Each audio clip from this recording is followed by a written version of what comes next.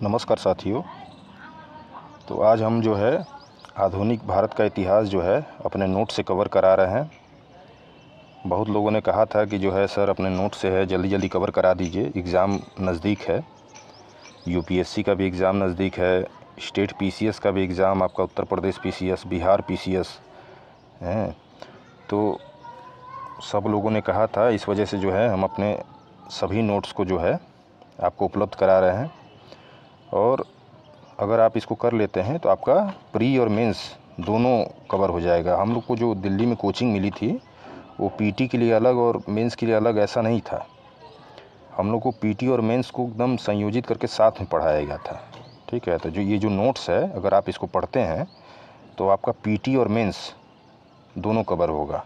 जैसे ये आधुनिक भारत का इतिहास है तो ये आपके पीटी में भी काम करेगा और मेंस के जो फर्स्ट पेपर है जीएस 1 पेपर, तो इसमें भी ये आपके लिए लाभदायक रहेगा 100%। अगर आप इसको कर लेते हैं और लूसेंट को जो फैक्ट जिसमें दिया होता है नीली वाली बुक, अगर आप उसको कवर कर लेते हैं तो आपका पीटी निकल जाना चाहिए। और एक्स्ट्रा आपको करंट जो है आप किसी भी मैगजीन से जो है कहेंगे तो आप करंट भी मैं डाल दूंगा।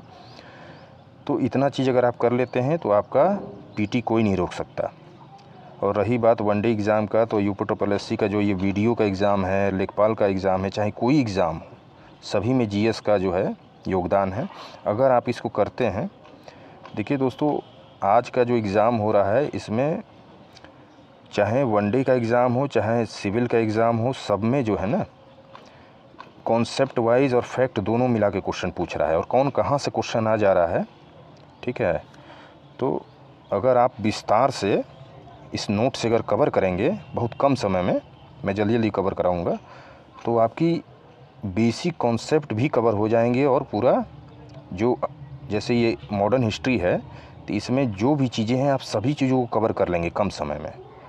जैसा कि आधुनिक भारत का इतिहास है मेरे नोट्स में, तो मैं कोशिश करूँगा कि 5 से 6 वीडियो में, 2-2 घंटे की वीडियो में मैं पूरा कवर करा दूँगा। इसी तरह एंशिएंट, मेडिवल, ठीक है, बाद में वर्ल्ड में डालूँगा, फिर ज्योग्राफी हो गया, इकोनॉमिक्स हो गया, ठीक है। इसी तरह मेंस के जो इंटरनेशनल रिलेशन हो गया, एथिक्स हो गया, ठीक है, इंटरनल सिक्योरिटी हो गया, सोशल जस्टिस हो गया, ये सब चीज़ें जो मेंस की चीज़ें हैं इसको समय आने पे कवर कराई जाएगी प्री के बाद।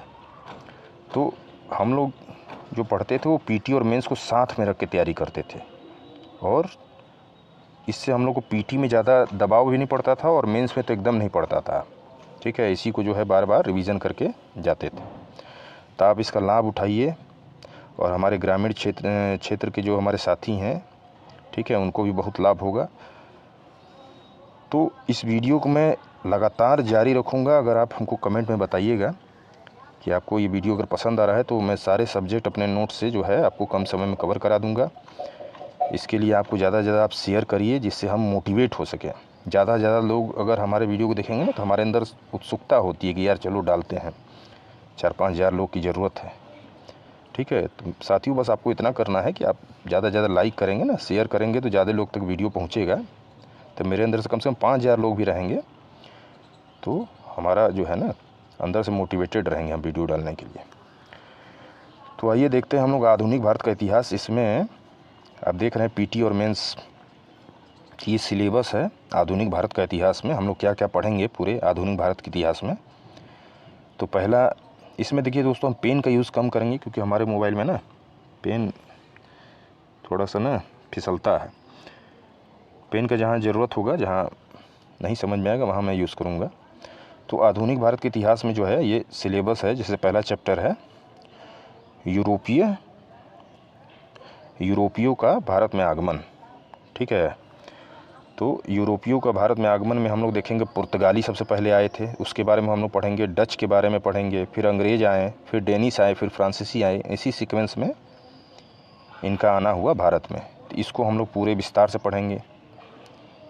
तो ये दूसरा टॉपिक हम लोग पढ़ेंगे ब्रिटिश साम्राज्य का विस्तार। ये एक एक लेसन है दोस्तों, ठीक है, ये मेंस में अगर आप देखेंगे तो ये एक एक चैप्टर है और इसी के अंतर्गत प्री में फैक्ट क्वेश्चन बनते हैं। अगर आप स्टोरी के रूप में पढ़ लेंगे, ठीक है, जितना एग्ज़ाम में आता है उतना ही हम लोग को नोट्स में लिखा हुआ है। ठीक है, देखिए स्मार्ट लोग जैसे होता है ना, जिस तरह से लोग सिलेक्शन पाते हैं, तो स्मार्ट लोग कहते हैं कि अगर आप सिविल में आ रहे हैं, यूपीएससी या स्टेट पीसीएस की तैयारी कर रहे हैं या किसी आज के गवर्नमेंट एग्ज़ाम में तैयारी कर रहे हैं, तो आपको ये पता होना चाहिए कि हमको क्या पढ़ना है और क्या छोड़ना है। ठीक है, तो एग्ज़ाम की प्रवृत्ति के हिसाब से ये नोट्स में जो चीज़ें ली गई है, जैसे हम लोग 1.5 लाख फीस दे के जो है कोचिंग किए थे, ठीक है, और हर महीने 15,000 12,000 रुपया महीने का खर्चा था, तो 2 साल का तक कोचिंग चला, तो ये पैसे आपके बचेंगे। ठीक है, अगर आप इतना कर लेते हैं तो आपको बहुत लाभ होगा। और जिस तरह से नोट्स लिखा हुआ है आप इसको नोट डाउन भी कर सकते हैं। ठीक है साथियों, तो दूसरा लेसन है ब्रिटिश साम्राज्य का विस्तार। इसमें हम लोग पढ़ेंगे बंगाल के बारे में, मैसूर, मराठा, पंजाब, अवध।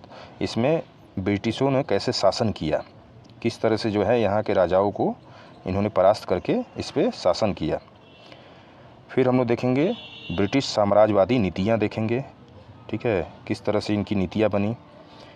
तो ये शासन जो बंगाल, मैसूर, मराठा, पंजाब, ये तमाम जो राज्यों में इन्होंने शासन किया, उनकी नीति किस तरह की थी कि इन्होंने शासन कर पाए। ठीक है, इनको जीत सके। तो उसमें वेलेजली की सहायक संधि प्रणाली इसमें बहुत लाभदायक रही, और डलहौजी की विलय हड़प नीति। ठीक है, विलय और हड़प एक ही चीज़ है, तो डलहौजी की हड़प नीति जो थी, जिस तरह से आप देख रहे थे, डलहौजी की हड़प नीति में आपके तमाम जो राज्य जो है इसी तरह हड़प लिया गया, अवध को भी, तमाम जो राज्य हैं आगे हम लोग देखेंगे। नेक्स्ट चैप्टर हम लोग देखेंगे ब्रिटिश की आर्थिक नीतियाँ कैसी थी।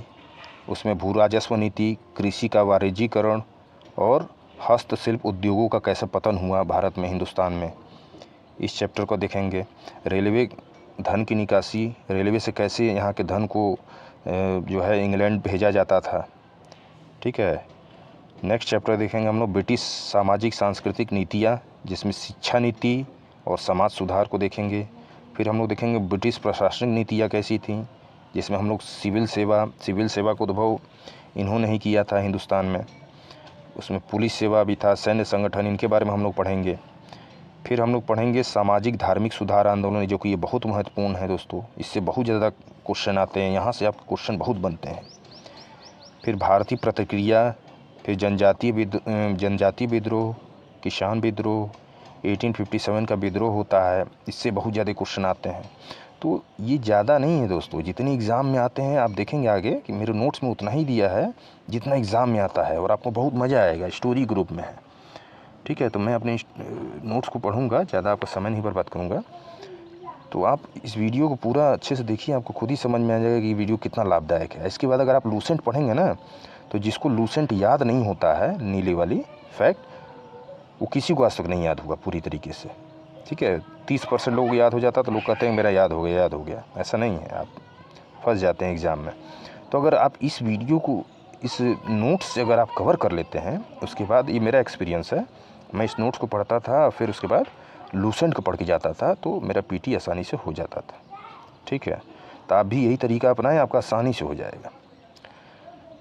तो भारतीय प्रक्रिया और जनजातीय विद्रोह, भारतीय प्रतिक्रिया के रूप में जो अंग्रेज शासन कर रहे थे, इतना भारतीयों को परेशान कर रहे थे, तो उसके एवज में भारतीय प्रतिक्रिया के रूप में जनजातीय विद्रोह होता है, तरह तरह के SC ST जो है विद्रोह होता है, किसानों का विद्रोह होता है, 1857 का विद्रोह होता है, इसमें हम लोग पढ़ेंगे। फिर हम लोग पढ़ेंगे राष्ट्रीय आंदोलन, ये सब चैप्टर हैं। ठीक है, इन्हीं चैप्टरों को आगे हम लोग लाइन बाय लाइन देखेंगे।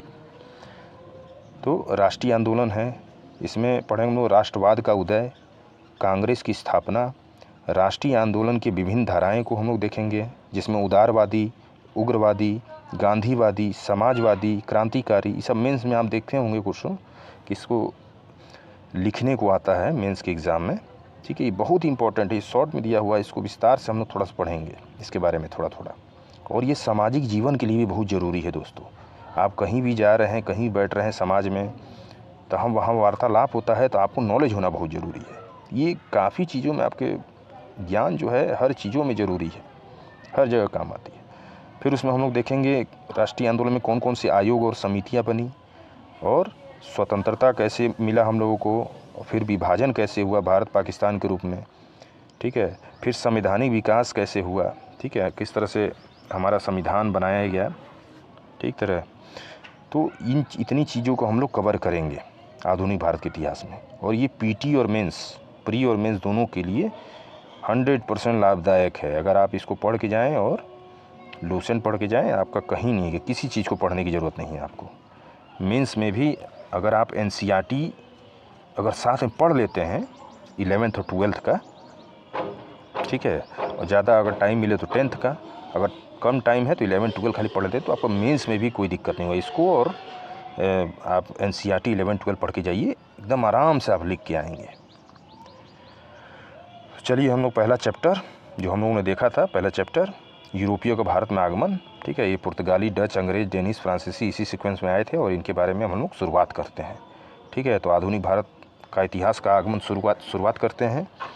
और ज़्यादा से ज़्यादा लाइक कर लीजिए मेरे दोस्तों को, इस वीडियो को ज़्यादा से ज़्यादा तक पहुँचे कि जो है मैं पूरा कोर्स डाल पाऊँ, पूरा आपका यूपीएससी के सारा सिलेबस में कवर करा दूंगा, विश्वास मानिए। बस आपको इतना करना है कि मेरे वीडियो को हर इंसान लाइक करके जाए, जो कि मेरे ग्रामीण पृष्ठभूमि के मेरे दोस्त हैं, उन तक ये वीडियो पहुँचे। बेचारे उनको इसका लाभ नहीं मिल पाता है, वो दिल्ली में जाकर तैयारी नहीं कर सकते, इसलिए मैं आपको कह रहा हूँ।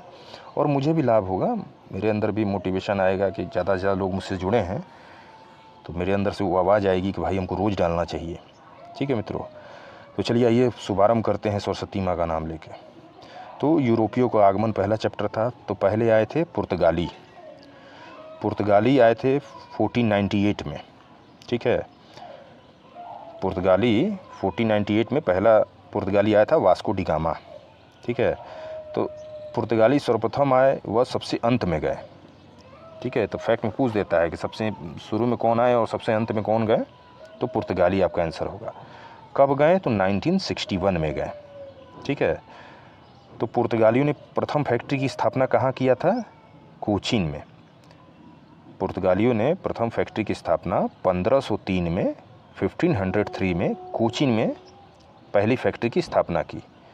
और भंडार गृह जो है, जिसमें भंडार गृह उसको कहते हैं जहाँ सैनिक, व्यापारी, सुरक्षा, लोगों के लिए आवास, ठीक है, उसका जहाँ व्यवस्था बनाई जाती है उसको भंडार गृह कहते हैं, ठीक है। तो भंडार गृह के समय इतना ध्यान रखिए कि वहाँ उत्पादन कार्य नहीं होता है, ठीक है। वहाँ सिर्फ सैनिक रहते हैं, व्यापारी, सुरक्षा, लोगों के लिए आवास होता है वहाँ पे, वहाँ उत्पादन कार्य नहीं होता है। फिर ये हम लोग पुर्तगाली से रिलेटेड पढ़ रहे हैं, ठीक है। समुद्र पर नियंत्रण करने के लिए ये परमिट लेते थे, तमाम जो है समुद्र में व्यापार होता था। तो ये इतने मजबूत हो गए थे, इतने शक्तिशाली हो गए थे कि ये बाकी सब व्यापारियों से, ये भारतीय व्यापारियों से भी ये परमिट लेते थे। इनके परमिट एक तो पेपर के रूप में होता था, कुछ पैसा लेके वो देते थे, तो इससे व्यापार का आदान प्रदान, उनकी नाव इधर से उधर एक्सपोर्ट इंपोर्ट होता था, ठीक है। तो इसके लिए परमिट जो है यही देते थे। भारत में सर्वप्रथम आने वाले यूरोपीय पुर्तगाली थे और इन्होंने मसाला व्यापार को ध्यान में रखते हुए भारत में प्रवेश किया और विभिन्न स्थानों पर फैक्ट्री, किले, बस्ती, कारखाना बसाई। ये कारखाने उत्पादन के केंद्र नहीं थे बल्कि भंडार गृह थे। यहाँ पर वस्तुओं का संग्रहण करके उनको यूरोप भेजा जाता था। यह फैक्ट्री एक किलाबंद क्षेत्र होती थी जहाँ गोदाम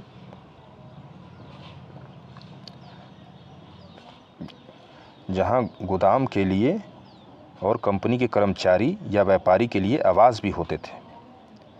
पुर्तगालियों में कारखाना निर्माण पद्धति को इटली के व्यापारियों से प्राप्त किया, ठीक है। पुर्तगालियों ने कारखाना निर्माण पद्धति को इटली के व्यापारियों से प्राप्त किया। पुर्तगाली यात्री वास्को डी गामा भारत के पश्चिमी तट कालीकट में 1498 आया, ठीक है। सबसे पहला यात्री जो था वास्को डी गामा था, जो कि भारत के पश्चिमी तट कालीकट, जो कि केरल में है कालीकट, उसमें 1498 में आया, जहाँ हिंदू शासक जमोरिन, ठीक है, जिसको सामूरी भी कहते थे, ने स्वागत किया, ठीक है। वास्को डी गामा का जमोरिन ने स्वागत किया, जबकि अरबी व्यापारियों ने विरोध किया, ठीक है। वहीं पे अरबी जो व्यापारी थे वो इसका विरोध कर रहे थे वास्को डी गामा का, और विरोध का कारण व्यापार ही था। वो नहीं चाहते थे कि विदेशी यहाँ यूरोपी व्यापार करें, ठीक है। तो अरबी व्यापारियों ने इसका विरोध किया। पुर्तगालियों का प्रथम गवर्नर जो था अल्मेडा था, जिसने नीली पानी नीति अपनाई, अर्थात शांतिपूर्वक व्यापार करने की नीति, ठीक है। तो पहला गवर्नर जो पुर्तगालियों का था वो अल्मेडा था, जिसने नीली पानी नीति, ठीक है, नीली पानी नीति ध्यान रखिएगा, अपनाई, ठीक है, अर्थात शांतिपूर्वक व्यापार करने की नीति। इसका अर्थ है शांतिपूर्वक व्यापार करने की नीति। पुर्तगाली गवर्नर अल्बुकर्क ने भारत में पुर्तगाली पुरुषों को भारतीय स्त्रियों के साथ विवाह के लिए प्रोत्साहित किया, जिससे भारत में स्थायी पुर्तगाली बस्ती की स्थापना की जा सके। इसी संदर्भ में उसे भारत में पुर्तगाली शक्ति का वास्तविक संस्थापक कहा जाता है, और अल्बुकर्क ने 1510 में गोवा प्राप्त किया। तो ध्यान रखिएगा, अल्बुकर्क ने भारत में पुर्तगाली पुरुषों को भारतीय स्त्रियों के साथ विवाह के लिए प्रोत्साहित किया, जिससे भारत में स्थायी पुर्तगाली बस्ती की स्थापना की जा सके, ठीक है, ज़्यादा से ज़्यादा इनकी जनसंख्या बढ़ सके और बस्ती बस सके। इसी संदर्भ में उसे भारत में पुर्तगाली शक्ति का वास्तविक संस्थापक कहा जाता। पूछता है कि यूरोपीय पुर्तगाली शक्ति का वास्तविक संस्थापक किसको कहा जाता है, तो आप आंसर देंगे पीटी में अल्बुकर्क, ठीक है। ये 1510 में इसने गोवा प्राप्त कर लिया था, और गोवा को ही राजधानी इसने बनाया। अगले गवर्नर नीनो डी कुन्हा, ये हम लोग पुर्तगालियों के बारे में पढ़ रहे हैं। ये सारे जो अधिकारी हैं पुर्तगाली से रिलेटेड हैं, ठीक है। सबसे पहले पुर्तगाली आए थे। तो अगले गवर्नर नीनो डी कुन्हा थे। तो नीनो डी कुन्हा ने 1530 में 1530 में गोवा को पुर्तगालियों की राजधानी बनाया, ठीक है। तो अल्बुकर्क ने गोवा प्राप्त किया और नीनो डी कुन्हा ने गोवा को पुर्तगालियों की राजधानी बनाया। इसको ध्यान रखिएगा, इसमें फंसाता है क्वेश्चन में, ठीक है, क्वेश्चन में इसी तरह फंसाता है। तो गोवा को उसने जीता किसने, अल्बुकर्क ने, और गोवा को राजधानी बनाया नीनो डी कुन्हा ने 1530 में।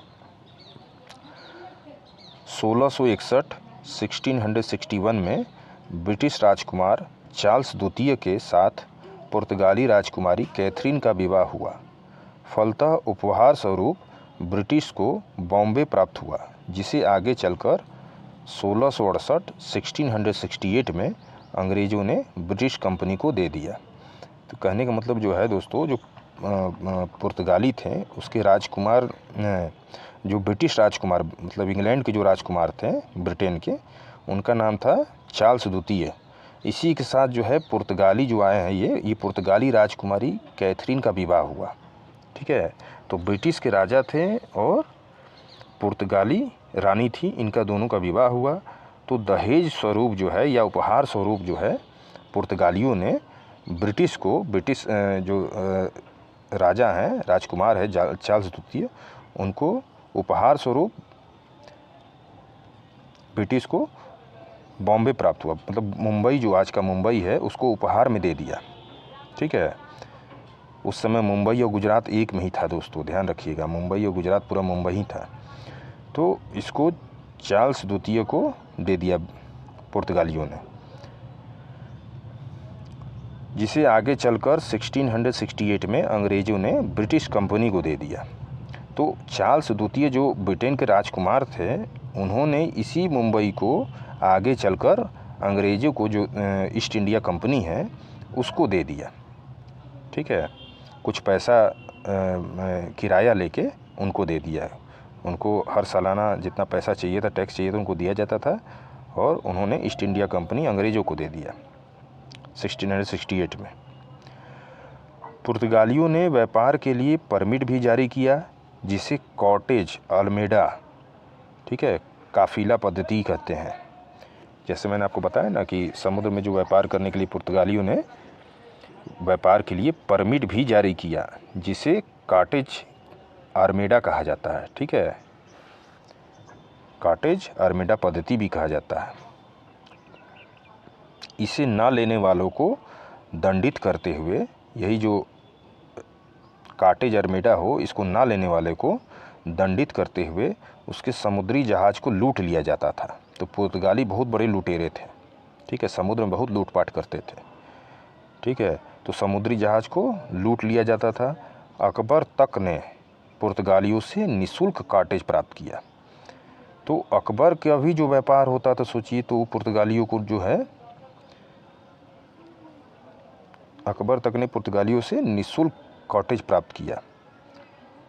तो अकबर को जो है पैसा नहीं देना पड़ता था, लेकिन उसने अकबर को भी परमिट की ज़रूरत पड़ती थी। तो मतलब व्यापार वहाँ करना है समुद्र में तो परमिट ज़रूरी है, परमिट लेना ज़रूरी है, ठीक है, नहीं तो जहाज़ लूट लिया जाता था। तो अकबर से तो बल्कि पैसा नहीं लिया जाता था, लेकिन उसको भी परमिट लेना पड़ता था। इसी से समझ लीजिए कि जो देश का राजा है उसी से उसको भी परमिट लेना पड़ रहा है। अब इनकी शक्ति का आप अंदाज़ा लगा लीजिए, ठीक है। तो जो गोवा क्षेत्र का जो आप देख रहे हैं, ये अरब सागर का क्षेत्र, बड़ा अच्छा इनकी पकड़ थी समुद्र में। तो नेक्स्ट टॉपिक है पुर्तगालियों के पतन का कारण। अब इनके पतन का कारण क्या हुआ, अब इसको समझते हैं हम लोग। पुर्तगालियों, इसी तरह मीन्स में लिखना होता है दोस्तों, ध्यान रखिएगा। इसी तरीके से पुर्तगालियों जैसे क्वेश्चन आता है तो आप इसी तरीके से जो है हेडलाइन डाल के आप इसको लिखेंगे। तो नेक्स्ट हेडलाइन है पुर्तगालियों के पतन का कारण। अब इनके पतन का कारण क्या है, इसको देखा जाए। पुर्तगालियों की ईसाईकरण की नीति ने असंतोष पैदा किया। अब जैसे पुर्तगाली जो यहाँ आए थे, ये क्रिश्चियन मिशनरी को लाए थे और लोगों को क्रिश्चियन बनाते थे, ठीक है, कुछ पैसा का लालच देके। खासकर आदिवासी जो इलाका, जो पिछड़े इलाका थे, जहाँ गरीब लोग रहते हैं, जिनको खाने पीने की दिक्कत रहेगी, वो क्या करेंगे, कुछ पैसा लेके भाई कोई भी धर्म उनको मिल जाए। तो पुर्तगालियों की ईसाईकरण की नीति ने जो है असंतोष पैदा किया, ये कारण था पुर्तगालियों का पतन। इससे भारतीय जो है नाखुश हुए, ठीक है। व्यापार के साथ इन्होंने लूटपाट की नीति जारी रखा, अतः विरोधी पैदा हुए, ठीक है। तो लूटपाट इन्होंने इतना किया कि जो है इससे विरोधी पैदा हो गए इनके। अन्य यूरोपीय कंपनी के साथ संघर्ष में पराजित हुए, ठीक है। तो ये यूरोपीय कंपनी से पराजित भी हुआ। जैसे इंग्लैंड से जो ब्रिटिश है, इन्होंने 1760 में इनको वांडीवास के युद्ध में हराया था। तो ये भी कारण है पुर्तगालियों के पतन कारण। तो जो लाइन लिखे हैं एग्जैक्ट यही लाइन आपको एग्ज़ाम में लिखने हैं, ठीक है, संक्षिप्त में एकदम जितना लिखा है बस आपको उतना ही समझना है। अब पुर्तगालियों की योगदान भारत में क्या क्या रहे हैं, इसको आप देख लीजिए कि वो भारत में क्या क्या लाए थे। आज आप देखते हैं प्रेस, ठीक है, प्रिंटिंग प्रेस जो देखते हैं, अखबार पढ़ते हैं आप लोग, मीडिया देख रहे हैं, ये सब पुर्तगालियों का लाया हुआ हिंदुस्तान में है, ठीक है। तो भारत में प्रिंटिंग प्रेस की स्थापना की 1556 में, 1556 में, ठीक है, 1556 में गोवा में इन्होंने प्रिंटिंग प्रेस की स्थापना की। किसने, पुर्तगालियों ने। तंबाकू की खेती का प्रचलन किया, ठीक है, जहांगीर के काल में। उस समय जहांगीर का काल था जिसमें तंबाकू की खेती का प्रचलन किया। गोयक स्थापत्य कला का भारत में प्रवेश किया। एक स्थापत्य कला है, ठीक है, जैसे पेंटिंग होता है ना, तो उसी तरीके कोई गोयक स्थापत्य कला था को उसको उन्होंने भारत में लाया। जहाज़ निर्माण का काम भी इन्होंने लाया, ठीक है, जहाज़ निर्माण का इन्होंने काम किया कालीकट एवं गुजरात में, ठीक है। शाहजहां ने 1632 में हुगली का क्षेत्र तथा 1686 शाहजहां ने 1632 में हुगली का क्षेत्र तथा 1686 में औरंगजेब ने चटगांव में अधिकार कार्य किया, ठीक है। जहाज़ों के परमिट में गोला बारूद तथा काली मिर्च का व्यापार करने की अनुमति नहीं थी। तो ध्यान रखिएगा, जहाज़ों के परमिट में उसमें गोला बारूद तथा काली मिर्च का व्यापार करने की अनुमति नहीं थी, क्योंकि ये दोनों काम ये खुद करते थे और वो किसी को ये काम नहीं करने देते थे, ठीक है, काली मिर्च का और गोला बारूद का काम। बॉम्बे, चौल द्वीप, साल्सेट एवं जेसिन नामक क्षेत्र पर पुर्तगाली वायसराय क्रेस्ट्रो द्वारा नियंत्रण स्थापित किया गया। ये जो बॉम्बे के इर्द गिर्द के क्षेत्र हैं, बॉम्बे, चौल द्वीप, साल्सेट और जेसिन नामक क्षेत्र पर पुर्तगाली वायसराय क्रेस्ट्रो द्वारा नियंत्रण स्थापित किया गया। एशियाई देशों से व्यापार के लिए नागपट्टनम बंदरगाह का प्रयोग करते थे। ठीक है। एशियाई देशों से जो व्यापार ये करते थे पुर्तगाली, उसके लिए इन्होंने नागपट्टनम बंदरगाह का प्रयोग किया। नागपट्टनम बंदरगाह कर्नाटका साइड में है शायद। ये कोरोमंडल तट के मुसलीपट्टनम एवं पुलिकट शहरों से वस्त्रों को एकत्रित कर निर्यात करते थे।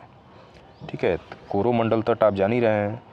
कोरोमंडल तट के मुसलीपट्टनम एवं पुलिकट शहरों से वस्त्रों को एकत्रित कर निर्यात करते थे।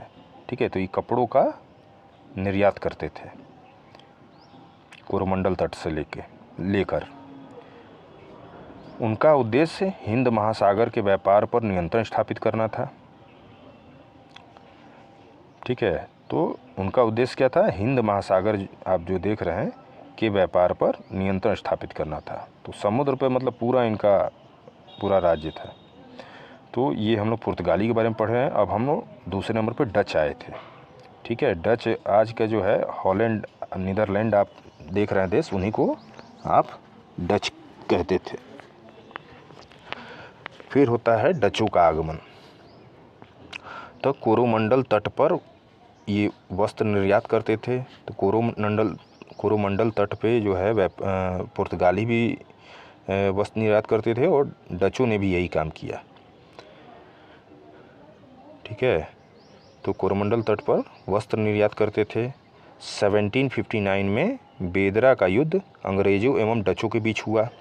ठीक है। बेदरा का युद्ध ध्यान रखिएगा, 1759 में बेदरा का युद्ध अंग्रेजों एवं डचों के बीच हुआ, जिसमें अंग्रेज विजयी हुए। डच ईस्ट इंडिया कंपनी की स्थापना 1602 ईस्वी में हुई थी। इस कंपनी की देखरेख के लिए 17 सदस्यीय बोर्ड बनाया गया, जो डच सरकार का कंपनी पर नियंत्रण था। ठीक है। डच सरकार कहने का मतलब कि सरकार का जो डच कंपनी जो भारत में आई थी, इस पे डच सरकार, जो नीदरलैंड की सरकार थी, हॉलैंड की सरकार, उसका शासन था या नियंत्रण था। वो जो कहती थी वही ये करते थे भारत में। कंपनी के द्वारा की गई सभी संधियों डच सरकार के नाम से की जाती थी। ठीक है। तो सरकार वहाँ से जो संधि करती थी वही मान्य होता था, मतलब सारा नियंत्रण वहीं से होता था, नीदरलैंड से।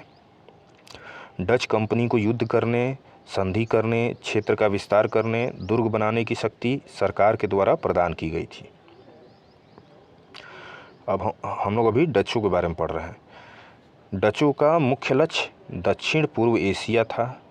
अतः डचों ने वाटविया, जो कि इंडोनेशिया में क्षेत्र है, में अपना मुख्य केंद्र बनाया। भारत स्थित डच कंपनी इसी केंद्र के प्रति उत्तरदायी थी। तो डच जो है भारत में तो थे ही, लेकिन ज़्यादा उनका जो व्यापार उन्होंने जो बढ़ाया था वो इंडोनेशिया में बनाया था, वाटविया क्षेत्र में। ठीक है। बाद में वो वहाँ चले भी गए हिंदुस्तान छोड़ के। अपनी सारी चीज़ों को ब्रिटिश को देने के बाद, इंग्लैंड वालों को देने के बाद, ये वहीं जाके इंडोनेशिया में ही व्यापार करने लगे।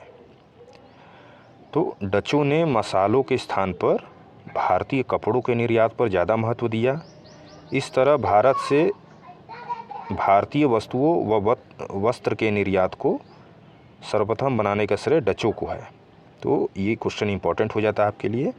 डचों ने मसालों के स्थान पर भारतीय कपड़ों के निर्यात पर ज़्यादा महत्व दिया। ठीक है। तो डच जो है वो मसालों का ज़्यादा निर्यात नहीं करते, उससे ज़्यादा कपड़ों का निर्यात करते थे। सबसे ज़्यादा कपड़ों को प्राथमिकता देते थे, और पुर्तगाली मसालों का ज़्यादा व्यापार करते थे। ठीक है। कपड़ा का वो भी करते थे, लेकिन डचों ने जो है कपड़ों को ज़्यादा महत्व दिया। इस तरह भारत से भारतीय वस्तुओं व वस्त्र के निर्यात को सर्वप्रथम बनाने का श्रेय डचों को है। अर्थात डचों ने कोरोमंडल के तट के वस्त्र निर्यात को प्रमुखता दी। भारत में अंग्रेजों ने बेदरा की युद्ध 1759 में डचों को पराजित कर उनकी शक्ति को समाप्त किया। ठीक है। तो बेदरा की युद्ध में डच जो है अंग्रेज़ों से हार गए और वो अपना सब कुछ बेच के अंग्रेज़ों को ये इंडोनेशिया में अपने व्यापार करने लगे। अब हम लोग पुर्तगाली पढ़ लिए, डच पढ़ लिए। अब हम लोग डेनिश कंपनी, ठीक है, जो डेनमार्क की कंपनी तीसरे नंबर पे आई थी, अब उसको हम लोग देखेंगे। ठीक है। तो डेनमार्क, आज का जो डेनमार्क है वो उस समय डेनिश कहा जाता था। तो डेनिश कंपनी आई थी तीसरे नंबर पे। इस कंपनी की स्थापना 1616 में हुई थी और इसने 1620 में भारत में त्रकुम्बार, जो कि केरल में है, त्रकुम्बार में अपनी पहली बस्ती बसाई। 1745 में इन्होंने अपने व्यापारिक केंद्रों को ब्रिटिश कंपनी को बेच दिया और चले गए, ये भी बेच के चले गए। अब हम लोग सबसे इम्पोर्टेंट अंग्रेज, ठीक है, ब्रिटिश। तो अब चौथे नंबर पे अंग्रेज़ों का भारत में आगमन हुआ। अब हम लोग इसको अच्छे से देखेंगे, ठीक है, ये सबसे इम्पोर्टेंट है और यही सभी को हरा के और यही शासन करते हैं। सबको पहले हराया, फिर हिंदुस्तानियों को इन्होंने बारी बारी जो है परास्त किया और पूरे भारत पे इन्होंने शासन किया। तो आइए देखते हैं अंग्रेज़ों का आगमन और इसका निजी स्थायित्व यहाँ हो गया हिंदुस्तान में। 1588 में स्पेनिश आर्मेडा की पराजय, ठीक है, स्पेनिश जो अधिकारी था आर्मेडा की पराजय हुई थी 1588 में। 1588 में अंग्रेज़ों ने अपनी नौसैनिक श्रेष्ठता स्थापित की और फिर पूर्वी दिशा में व्यापार के लिए कदम बढ़ाया, ठीक है। नौसैनिक शक्ति पहले पुर्तगाली को मजबूत थी, लेकिन पुर्तगालियों को हराने के बाद अब नौसैनिक जो है, नौसैनिक के मामले में अंग्रेज़ सबसे आगे निकल गए, ठीक है। तो उन्होंने अपनी श्रेष्ठता स्थापित की और फिर पूर्वी दिशा में व्यापार के लिए कदम बढ़ाया। इसी क्रम में 1599 में ईस्ट इंडिया कंपनी की स्थापना हुई, ठीक है। 1599 में ईस्ट इंडिया कंपनी, जो कि अंग्रेज़ों की कंपनी है, की स्थापना हुई, जिसे आरंभ में 15 वर्षों के लिए पूर्वी देशों के साथ व्यापार का एकाधिकार मिला और फिर 1609 में जेम्स प्रथम ने इसे अनिश्चित काल के लिए कर दिया। समझ रहे हैं, शुरू में 15 वर्ष के लिए ये व्यापार करने आए थे पूर्वी देशों के साथ, ठीक है। फिर बाद में 1609 में जेम्स प्रथम ने इसे अनिश्चित काल के लिए कर दिया। मतलब जब तक मन चाहे तब तक आप व्यापार कर सकते हैं पूर्वी देशों में। पूर्वी देशों में एक भारत भी है। कंपनी के प्रबंधन के लिए एक संचालक मंडल होता था, जो कंपनी की सर्वोच्च प्रशासनिक इकाई थी। इस कंपनी में स्वयं इंग्लैंड के शासक भी एक हिस्सेदार के रूप में थे। 1608 में जहांगीर के शासनकाल में कैप्टन हॉकिंस के नेतृत्व में सूरत में पहली बस्ती खोली गई। इसको ध्यान रखिएगा, कितनी बार एग्ज़ाम में पूछा गया है, ठीक है। तो अंग्रेज जो कैप्टन हॉकिंस था, वो जब इंग्लैंड से चला था तो उस समय राजा अकबर था, ठीक है। तो जब कैप्टन हॉकिंस जो है मुग़ल दरबार में जब पहुंचा तो अकबर की मृत्यु हो चुकी थी। तो उस समय जहांगीर, उसका बेटा जो है, शासन की सत्ता संभाल रहा था। तो कैप्टन हॉकिंस के नेतृत्व में सूरत में पहली बस्ती खोली गई। तो सूरत में इन्होंने अपनी पहली बस्ती खोली, ठीक है। किंतु इसे जहांगीर की अनुमति प्राप्त नहीं थी। तो अंग्रेज़ों ने जो ये बस्ती बनाई थी सूरत में, जहांगीर ने इसकी अनुमति, मतलब जहांगीर से इन्होंने अनुमति नहीं प्राप्त की थी, ठीक है। अतः इसे 1613 में जहांगीर ने अनुमति प्रदान की। बाद में 1613 में जहांगीर ने इसकी अनुमति दे दी। इस सूरत में अंग्रेज़ों की पहली स्थायी बस्ती की स्थापना हुई, ठीक है। तो पूछता है कि पहला अंग्रेज़ों ने अपनी पहली बस्ती कहाँ स्थापित की, तो आप सूरत टिक लगाएंगे, ठीक है। 1639 में अंग्रेज़ों ने मद्रास पर नियंत्रण किया और यहाँ सर्वप्रथम नगर निगम की स्थापना की। 1687 में नगर निगम की स्थापना की। 1686 में औरंगजेब और अंग्रेज़ों के बीच व्यापार को लेकर विवाद हुआ और अंततः अंग्रेज़ पराजित हुए, ठीक है। औरंगजेब ने अंग्रेज़ों को पराजित कर दिया 1686 में। 1698 में बंगाली सूबेदार अजी मुसान ने अंग्रेज़ों को सुल्तानती गोविंदपुर, कालीकाता, ठीक है, जो कि आज का कलकत्ता है, की जमींदारी प्रदान की। ये बहुत इंपॉर्टेंट दोस्तों लाइन है, कई बार एग्जाम में पूछ चुका है, इसको ध्यान रखिएगा। तो 1698 में बंगाली सूबेदार जिसका नाम अजी मुसान, ठीक है, इसका नाम ध्यान रखिएगा, इसने अंग्रेज़ों को सुतानती, गोविंदपुर और कालीकाता की जमींदारी प्रदान की, जो कि ये वेस्ट बंगाल के क्षेत्र थे, कलकत्ता के क्षेत्र थे, ठीक है। तो इसकी जमींदारी जो है इसने अंग्रेज़ों को दे दिया, जो कि बंगाल उस समय बहुत समृद्ध था दोस्तों। तो इसका जमींदारी मिलना अंग्रेज़ों के लिए बहुत लाभदायक हुआ। इसी का टैक्स वसूल की इन्होंने बहुत लाभ कमाए, वहीं से इनकी शुरुआत हो गई थी, समझ रहे हैं। ये जो सूबेदार अजीम उसान ने वहीं से गंदगी शुरू कर दिया। इसने अंग्रेज़ों को ये जो सुल्तानती, गोविंदपुर और कोलकाता की जमींदारी प्रदान की, यहीं से अंग्रेज़ समृद्ध होना शुरू हो गए। इन स्थानों को मिलाकर जॉब चारनाक ने फोर्ट विलियम कलकत्ता की स्थापना की, ठीक है। तो इन्हीं क्षेत्रों को बाद में मिला के जॉब चारनाक नाम का अंग्रेज़ अधिकारी ने फोर्ट विलियम, ठीक है, कलकत्ता की स्थापना की, जिसका प्रथम प्रेसिडेंट चार्ल्स आयर था। तो पूछता है क्वेश्चन कि फोर्ट विलियम की स्थापना किसने की, ठीक है, कलकत्ता की स्थापना किसने की, तो जॉब चारनाक, ध्यान रखिएगा। और इसका प्रथम प्रेसिडेंट पूछता है तो चार्ल्स आयर। अब अगर आप एग्ज़ाम देते होंगे तो आपको पता होगा। तो इसी में सारे फैक्ट हैं। तो दोस्तों आप स्टोरी तो आपको कॉन्सेप्ट के साथ आपको तैयार हो ही रहा है। अगर आप स्टोरी याद कर लेते हैं, 1-2 बार 3 बार वीडियो को देख लेते हैं, तो आप फैक्ट ऑलरेडी आप कहानी के रूप में कोई भी पूछे, जैसे रामायण आप पढ़ जाते हैं तो आपसे पूछा जाता है कि जो है रावण कौन था, तो आप बता पाते हैं ना कि वो लंका के नरेश थे, ठीक है, विभीषण के भाई थे, कुंभकर्ण के भाई थे। तो उसी तरीके से अगर आप स्टोरी के रूप में अगर इस वीडियो को अगर अच्छे से आप देख जाते हैं तो आपसे कहीं भी से भी फैक्ट पूछा जाए आप उसको आसानी से जवाब दे पाएंगे। और जो फैक्ट इसमें छूट जाएंगे, अगर आप उसको लूसेंट पढ़ेंगे तो आप लूसेंट भी आप याद कर पाएंगे, और उसके बाद आपका एग्ज़ाम में कोई क्वेश्चन बाहर जाएगा ही नहीं। सिलेक्शन के लिए 65% क्वेश्चन करना पड़ता है, मैं जनरल की बात कर रहा हूँ। तो आप आसानी से 100 में से 80% चीज़ें यहीं से तैयार कर लेंगे, और 65 पे सिलेक्शन होना है। तो बाकी के 20% इतने उनके चक्कर में क्यों पड़ते हैं आप? सिलेक्शन तो आपका 65% क्वेश्चन पे ही होना है। तो आपको सिर्फ इतना करना है कि हमारे जितने नोट्स हैं बस इसको आप देखना है, आपको लूसेंट देख के जाना है, ठीक है। तो आपका प्री में भी काम हो जाएगा, मेंस में आपको इसी वीडियो को फिर से देखना है, और ज़रूरत पड़ेगा तो आपको 11-12 NCERT देखेंगे, टाइम मिलेगा तो 9-10 भी देख लेंगे, ठीक है। मैं बताऊंगा आने वाले समय में, जब मेंस होगा तो मैं आपको बताऊंगा। आप हमसे ज़्यादा से ज़्यादा जुड़िए, जैसे जैसे अगर मैं कहूँगा अगर आप ऐसे ऐसे करते हैं तो आपको इसका बहुत लाभ होने वाला है, ठीक है दोस्तों।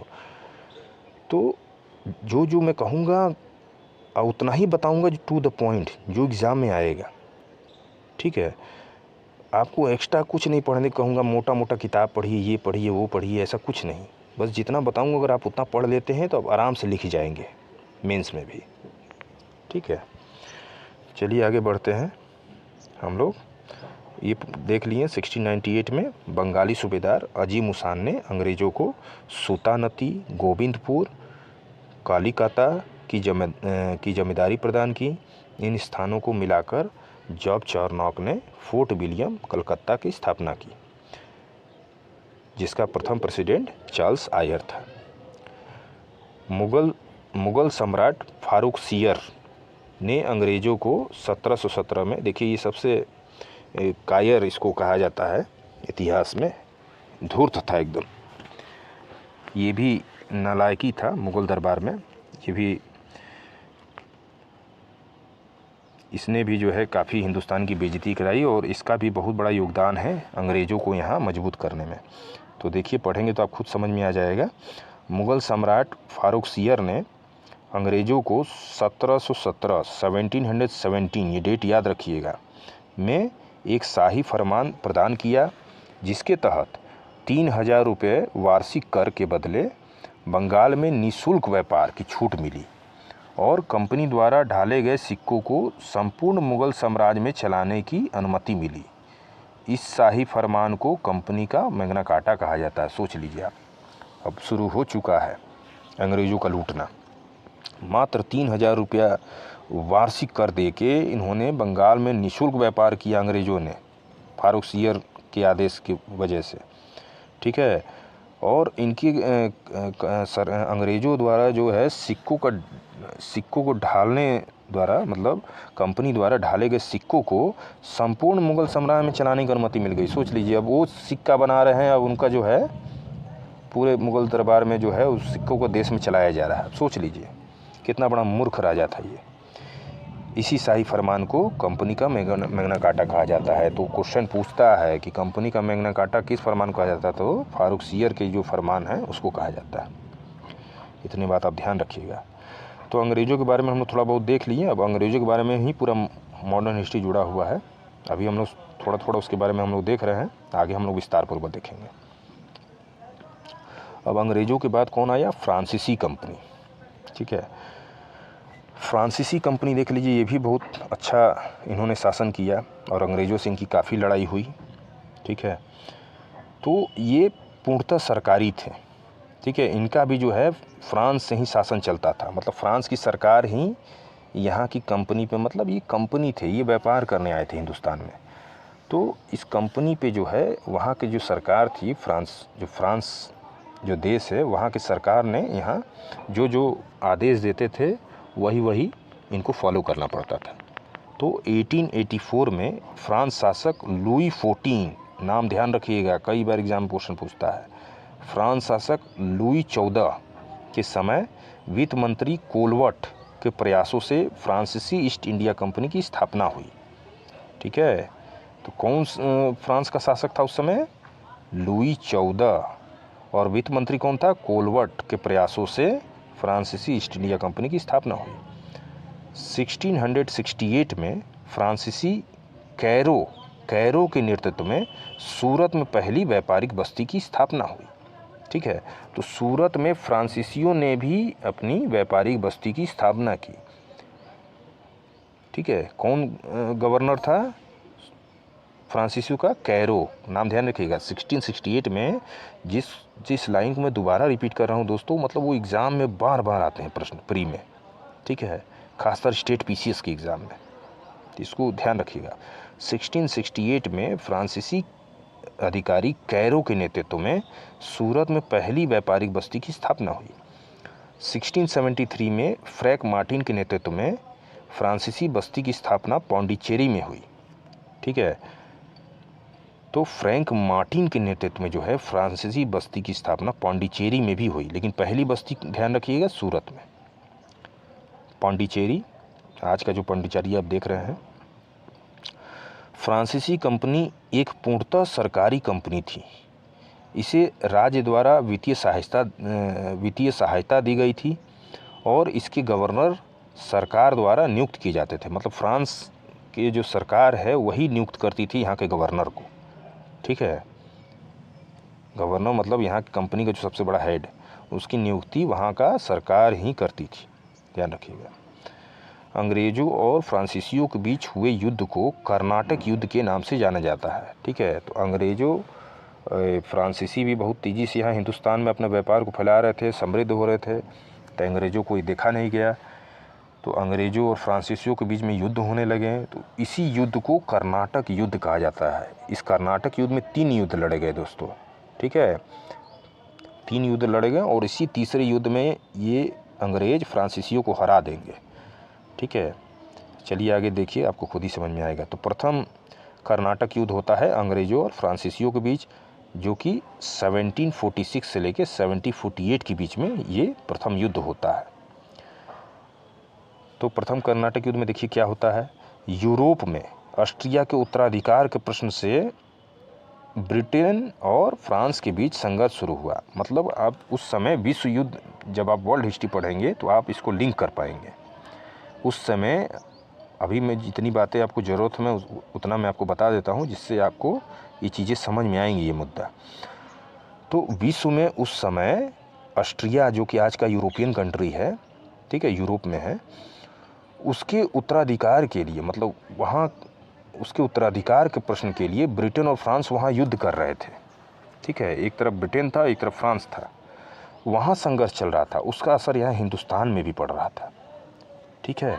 तो बस आप इतना समझिए कि यूरोप में ऑस्ट्रिया के उत्तराधिकार के प्रश्न से ब्रिटेन और फ्रांस के बीच संघर्ष शुरू हुआ।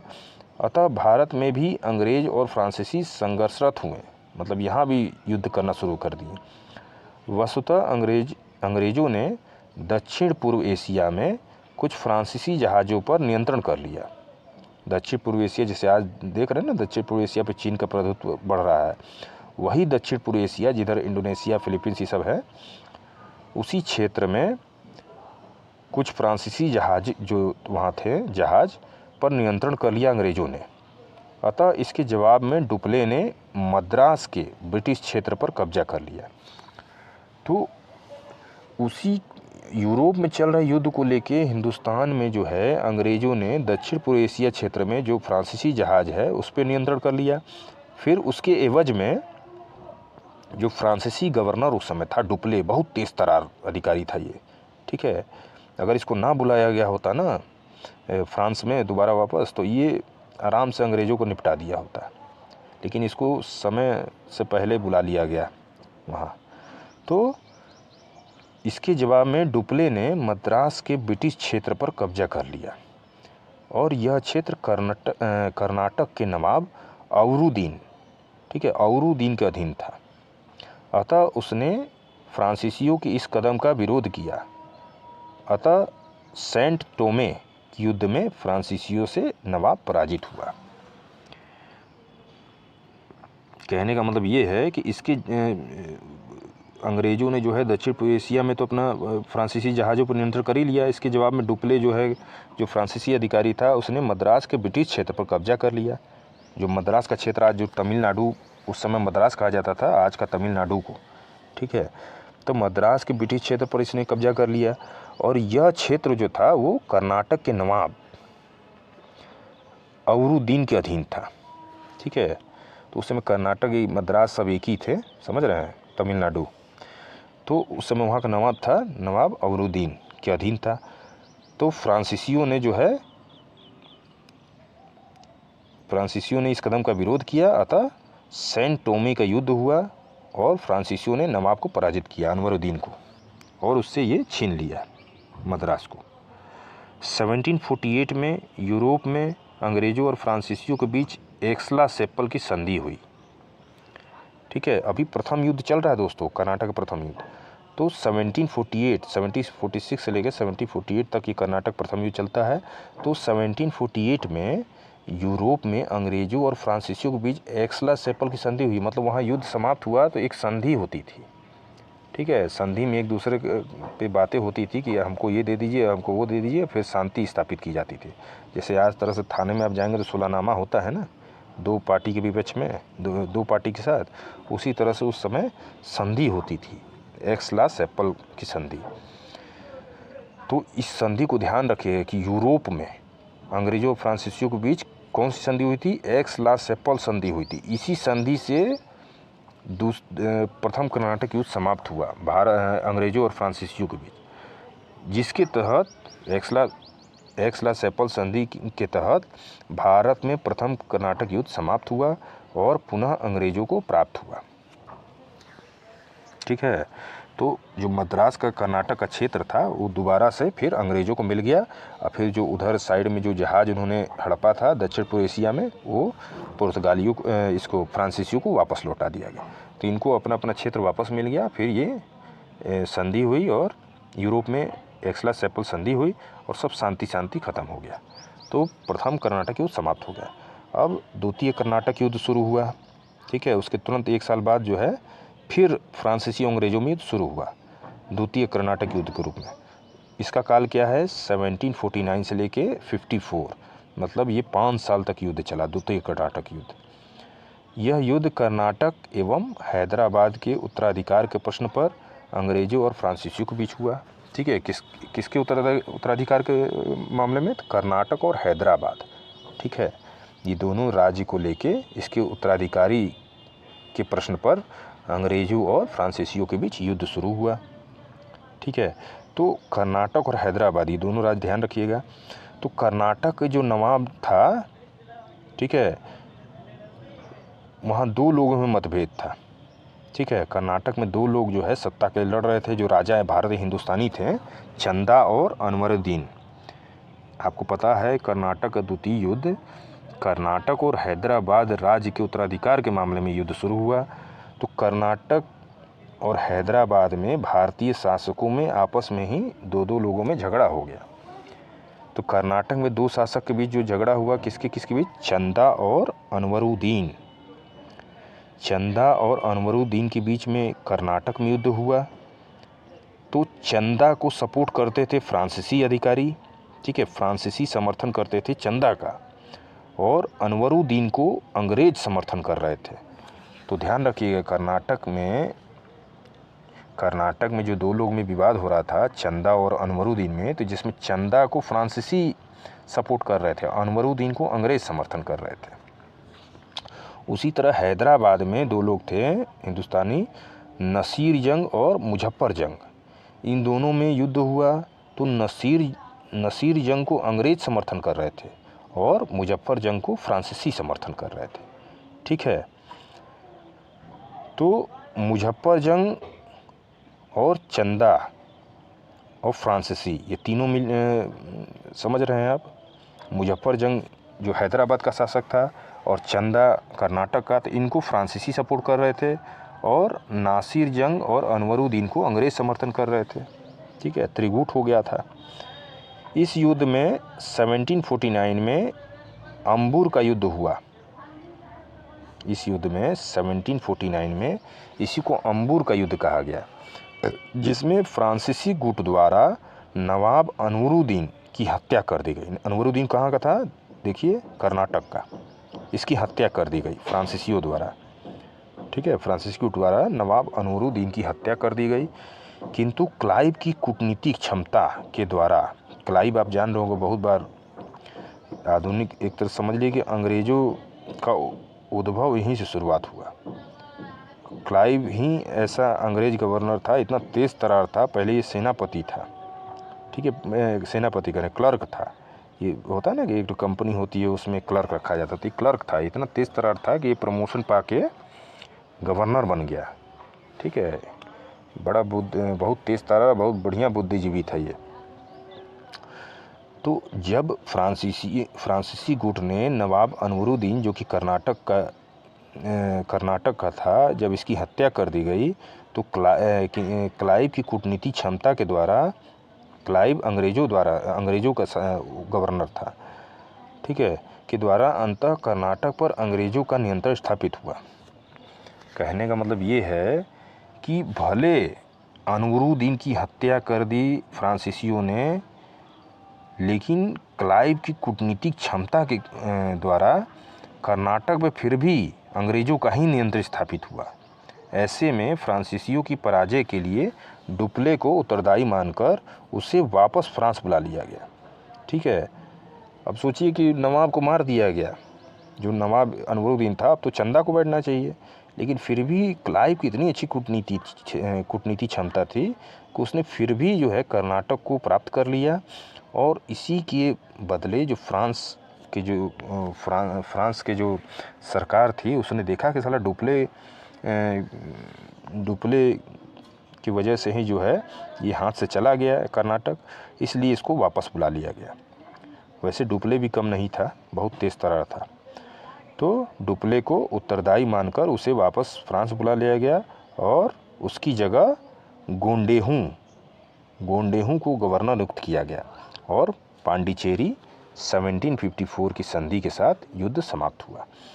तो पहली संधि कौन सा था? एक्सला-चैपल की संधि, ठीक है, ध्यान रखिएगा, पूछता है।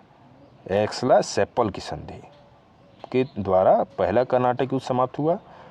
दूसरा जो संधि था वो पांडिचेरी की संधि, ध्यान रखिएगा। ये जब युद्ध होता था ना, तो उसके बाद ये संधि करके जो है युद्ध को समाप्त करते थे। तो इस तरह से पांडिचेरी की संधि के साथ द्वितीय कर्नाटक युद्ध समाप्त हुआ। डुप्ले को वापस बुला लिया गया। अब तृतीय कर्नाटक युद्ध हुआ, ठीक है, 1758 से लेकर 63 में। तृतीय कर्नाटक युद्ध जो हुआ, 1758 और 63 ये आखिरी युद्ध था। यहाँ फ्रांसीसी समाप्त हो जाएंगे, हार जाएंगे वन डे के युद्ध में। तो यूरोप में चल रहे हैं सप्तवर्षीय युद्ध, यही युद्ध चला था दोस्तों, ठीक है। सप्तवर्षीय युद्ध जो है एक तरह से मतलब पूरे यूरोपियन कंट्री आपस में ही लड़ती थी, ब्रिटेन भी उसमें था, ठीक है। तो अभी बस इतना आप जानिए, आगे जब वर्ल्ड हिस्ट्री पढ़ाई जाएगी तो आपको आसानी समझ में आ जाएगा कि कोल्ड वार, सप्तवर्षीय वार, कौन कौन सा वार किन के बीच हुआ और पूरा विश्व किस तरह से सम्मिलित हुए और किन का क्या क्या हुआ। ये वर्ल्ड हिस्ट्री का टॉपिक है। अभी बस इतना जान लीजिए कि यूरोप में चल रहे सप्तवर्षीय युद्ध जो कि 1756 से लेकर 63 के बीच में हुआ के कारण भारत में भी अंग्रेज और फ्रांसीसी संघर्षरत हो गए, मतलब आपस में युद्ध लड़ने लगे, ठीक है। अंततः अंग्रेज़ों ने वांडीवास की लड़ाई में 1760 में फ्रांसीसियों को पराजित किया। तो ये लड़ाई आप ध्यान रखिएगा। तो अंग्रेज़ों ने फ्रांसीसियों को किस युद्ध में पराजित किया? वांडीवास की लड़ाई में 1760 में, ठीक है, फ्रांसीसियों को पराजित किया। इसी के साथ फ्रांसीसी शक्ति का पराभव हुआ, मतलब ख़त्म हो गए फ्रांसीसी, वो छोड़ के चले गए और हैदराबाद पर ब्रिटिश नियंत्रण स्थापित हुआ। तो कहने का मतलब छोड़ के चले नहीं गए, मतलब फ्रांसीसी अब से व्यापार करने लगे, उनको सत्ता और शासन से कोई मतलब नहीं रह गया, ठीक है। अब मतलब सरकार में सिर्फ हस्तक्षेप अंग्रेज ही कर सकते थे, बाकी सब अब व्यापार के रूप में ही व्यापारी ही रह गए नॉर्मल, वो सिर्फ बिजनेस करते थे। तो इसी के साथ फ्रांसीसी शक्ति का पराभव हुआ और हैदराबाद पर ब्रिटिश नियंत्रण स्थापित हुआ। तो कर्नाटक पे भी ब्रिटिश नियंत्रण स्थापित हो गया और हैदराबाद पर भी, ठीक है। तो काम खत्म, दोनों राज्य मिल गए, काम खत्म। और ये तीसरे जो कर्नाटक युद्ध में कौन सी संधि हुई? पेरिस की संधि हुई 1763। तो पहला एक्सला-सेप्पल, दूसरा पौंडीचेरी की संधि हुई दूसरे कर्नाटक युद्ध में, और तीसरा में पेरिस की संधि हुई। पेरिस फ्रांस की राजधानी, ठीक है। तो पेरिस की संधि 1763 में हुआ। इसके अंतर्गत कर्नाटक का तीसरा युद्ध की समाप्ति हो गई, जिसमें फ्रांसीसी हार गए। उस युद्ध का नाम क्या था? वांडीवास का युद्ध 1760 में हुआ, ठीक है। फिर बंदरा का युद्ध 1759, बेदरा का युद्ध, ठीक है। तो वांडीवास में फ्रांसीसी हारे अंग्रेज से। फिर बेदरा का युद्ध 1759 में हुआ था, जिसमें डच पराजित हुए थे। वांडीवास का युद्ध 1760, जिसमें फ्रांसीसी पराजित हुए थे अंग्रेज़ों से। सैन टोमे का युद्ध, ये प्रथम कर्नाटक का युद्ध था, इसका नाम सैन टोमे का युद्ध कहा जाता है। अंबूर का युद्ध द्वितीय कर्नाटक युद्ध को कहा जाता है। तो पूछता है क्वेश्चन कि सैन टोमे युद्ध किसको कहा जाता था? प्रथम कर्नाटक, अभी हम लोग देखे 46-48 में हुआ था, 1746-48 में। अंबूर का युद्ध दूसरे कर्नाटक युद्ध को कहा जाता था। और एक्सला-सेप्पल की संधि पहले कर्नाटक युद्ध में 1748 में हुआ था। इसी से प्रथम कर्नाटक युद्ध समाप्त हुआ था। तो इतने बातें आपको ध्यान रखना है। फिर हम लोग देख लेंगे फ्रांसीसियों के पराजय के कारण क्या थे, ठीक है।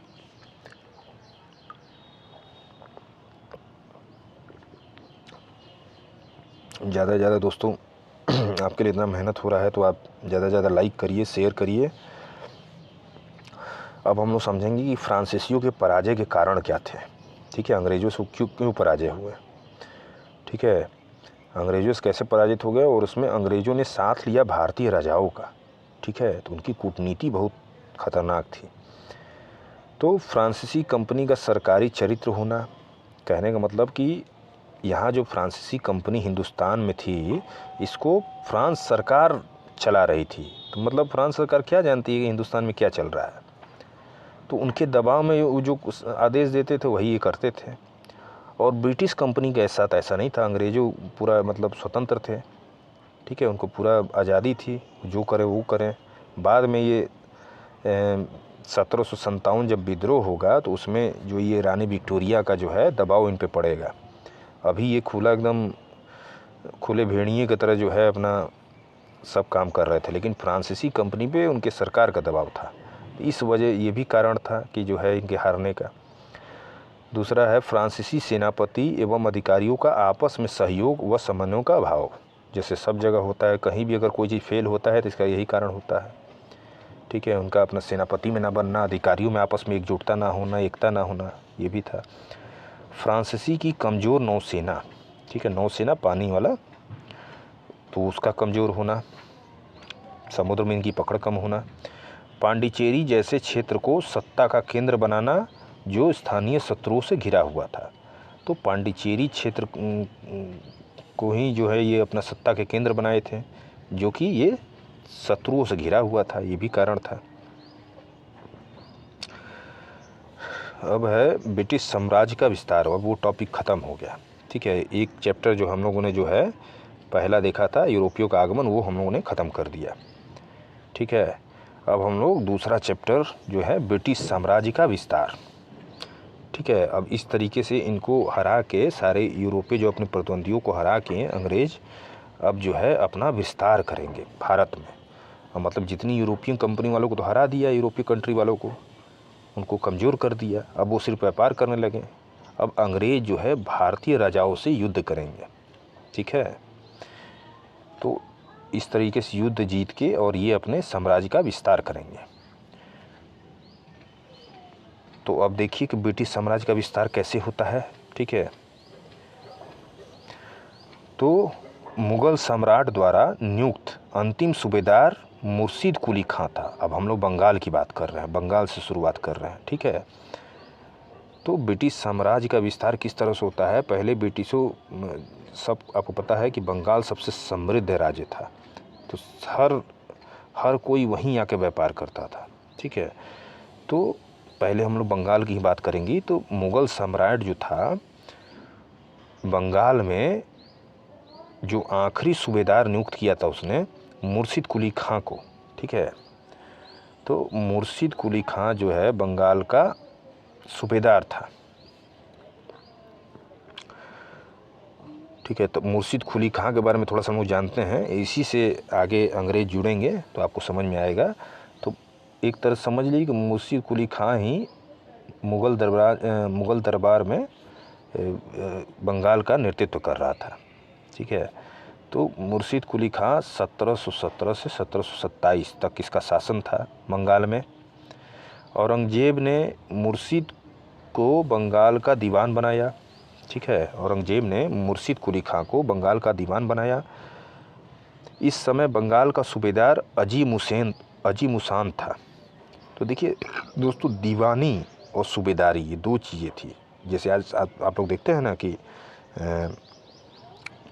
पुलिस प्रशासन को अलग लोग संभाल रहे, कानून व्यवस्था को अलग लोग संभाल रहे हैं और वित्त प्रणाली को अलग लोग संभाल रहे हैं। जैसे हम देख रहे हैं ना, वित्त मंत्री अलग हैं, अपने गृह मंत्री अलग हैं। तो उसी तरीके से उस ज़माने में दीवान को वित्त मंत्री, एक तरह से वित्त मंत्री थे, मतलब राजस्व की वसूली करते थे। और जो सूबेदारी, जो जमींदारी, मतलब ज़मीन से जो टैक्स वसूलते थे, जो पुलिस प्रशासन को कंट्रोल करते थे, ठीक है, तो उनको सूबेदार कहा जाता था, ठीक है। तो औरंगजेब ने मुर्शिद को बंगाल का दीवान बनाया, मतलब राजस्व अधिकारी। और जो बंगाल का सूबेदार उस समय था वो अजीमुसान था, जो राजवंश का होने के कारण प्रायः दिल्ली दरबार में रहता था, ठीक है। तो मतलब वो मुग़ल दरबार, मतलब मुग़ल राजवंश का ही वो था अजीमुसान। तो अजीमुसान भाई जो अब राजा के घर का है, वो राज क्षेत्रीय जगह पर ना रहकर वो दिल्ली में रहता था, ठीक है। तो मुर्शिद कुली खां बंगाल में रहता था, ठीक है, ठीक है, दिल्ली दरबार में रहता था कौन, अजीमुसान। अतः वास्तविक शक्ति मुर्शिद के पास था, ठीक है, वास्तविक शक्ति जो था मुर्शिद कुली खां के पास था। मुग़ल सम्राट फारूक सियर ने मुर्शिद कुली खां को बंगाल का सूबेदार नियुक्त किया, ठीक है। मुग़ल सम्राट फारूक सियर ने मुर्शिद कुली खां को बंगाल का सूबेदार नियुक्त किया। बात समझ रहे हैं, पहले दीवान औरंगजेब ने नियुक्त किया था, ठीक है। उसके बाद अजीमुसान ज़्यादा दिल्ली में रहता था, तो बाद में मुग़ल सम्राट फारूक सियर जो था वो मुर्शिद कुली खां को बंगाल का सूबेदार नियुक्त कर दिया, ठीक है। यह मुग़ल बादशाह द्वारा नियुक्त बंगाल का अंतिम सूबेदार था। इसी के साथ बंगाल में वंशानुगत शासन की शुरुआत हुई, ठीक है। इसके बाद मुर्शिद कुली खां का भाई और बेटा ही बारी बारी जो है ये बंगाल पे शासन करेंगे, जैसे आप आगे देखेंगे। तो वंशानुगत हो गया इसके बाद। मुर्शिद कुली खां के राजस्व संबंधी सुधार देख लीजिए कि मुर्शिद कुली खां ने बंगाल में राजस्व संबंधी सुधार कैसे कैसे किया, इसको आप देख लें। छोटे जमींदारों का उन्मूलन किया और फिर जागीर भूमि का एक बड़ा हिस्सा खालसा भूमि, जिसको राजकीय भूमि में परिवर्तित किया। फलतः राजकीय आय में वृद्धि हुई।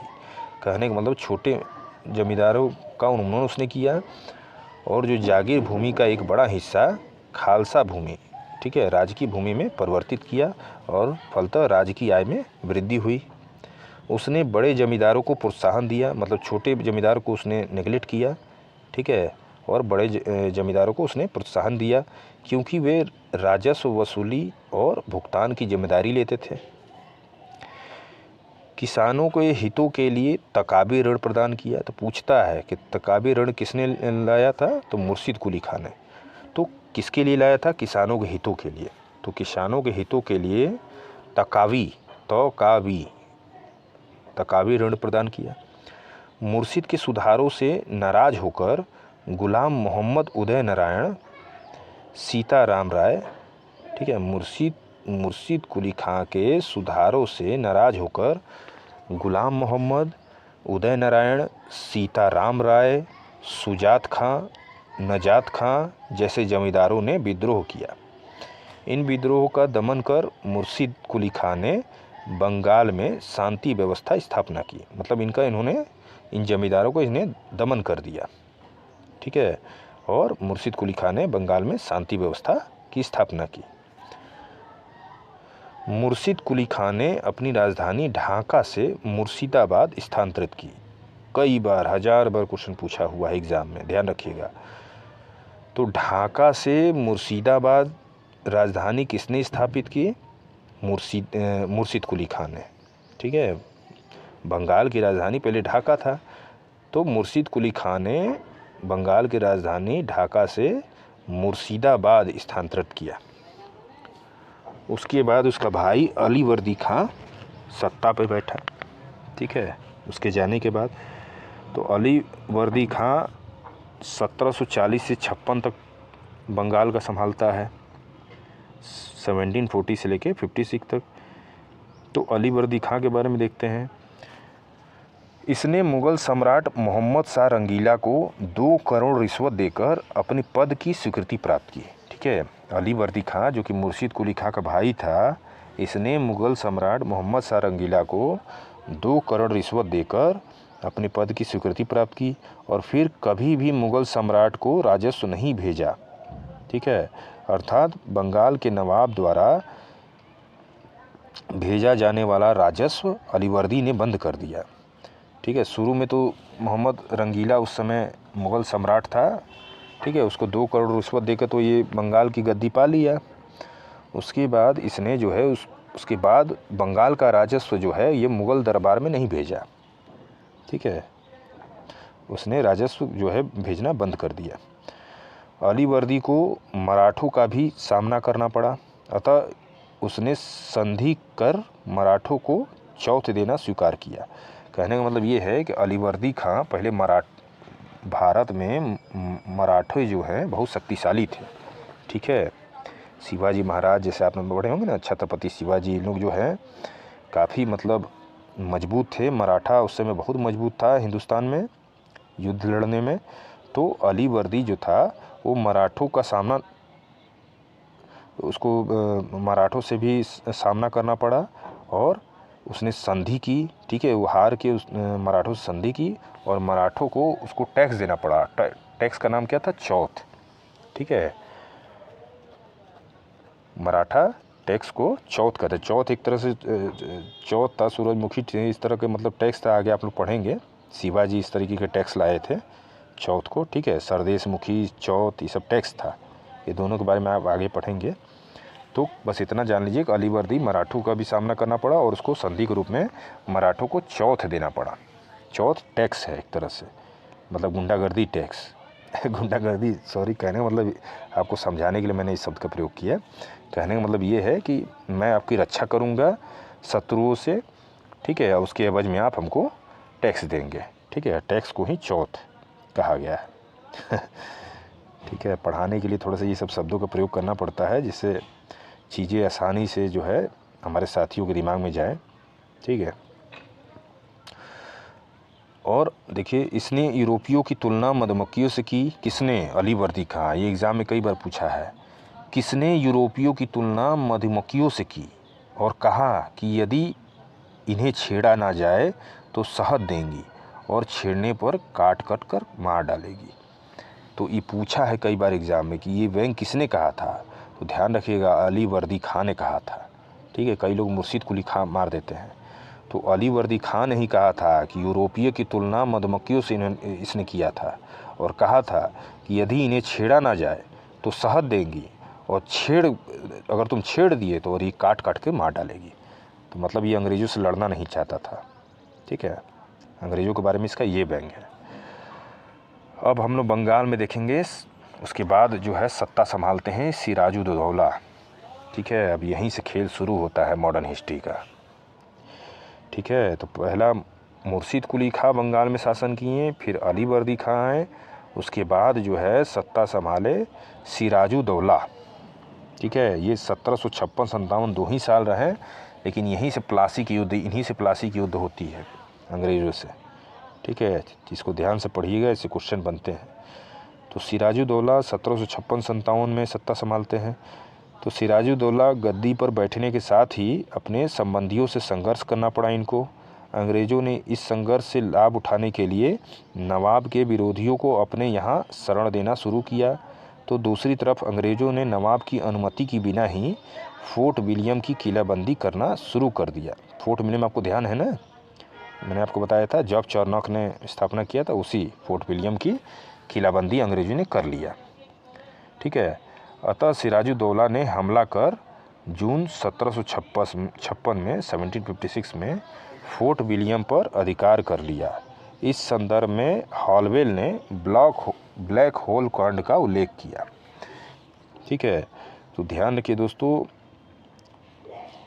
जब सिराजुद्दौला जब राजगद्दी पर बैठा था तो उसका एक सेनापति था मीर जाफ़र, ठीक है। ये जाके अंग्रेज़ों से मिल गया, ठीक है। जब अंग्रेज़ों और सिराजुद्दौला के बीच जब ये फोर्ट विलियम पे अंग्रेज़ों ने जब फ़ायदा उठाकर जब देखा कि नवाब जो है परेशान है अपने घर के लोगों से, अपने दरबार के लोगों से, तो ये फोर्ट विलियम पे किलाबंदी करने का मतलब उसको घेरना शुरू कर दिया, ठीक है। किलाबंदी मतलब उसको चारों तरफ से सुरक्षा के लिए घेरना शुरू कर दिया। इसको देख के नवाब दुखी हुए सिराजुद्दौला, तो उन्होंने आक्रमण कर दिया और उसी में जो अंग्रेज़ थे उनको कैद कर दिया। उसी को कहा जाता है, हॉलवेल ने एक अंग्रेज़ लेखक था, उसने लिखा है इसको ब्लैक होल कांड, ठीक है। ब्लैक होल कांड, ठीक है। जिसमें ये था कि उसमें एक ही रूम में 146 अंग्रेज बंदियों को नवाब ने एक छोटे कमरे में बंद कर दिया। अगले दिन उनमें से केवल 23 ही जिंदा बचे ठीक है। एक ही रूम में सालों को कैद कर दिया गया और उसमें से खाली 23 ही बचे, ठीक है। बहुत सही काम किया सिराजुद्दौला ने कलकत्ता का नाम बदलकर अलीनगर रख दिया, ठीक है। इसको ध्यान रखिएगा, कलकत्ता का नाम बदलकर अलीनगर रख दिया। किसने? सिराजुद्दौला ने। और फिर कलकत्ता का प्रभारी माणिक चंद्र को बनाया, ठीक है। ये भी देखिए द्रोही था, देशद्रोही था, इसने ये भी बाद में धोखा देगा। तो कलकत्ते का प्रभारी माणिक चंद्र को बना दिया गया सिराजुद्दौला द्वारा।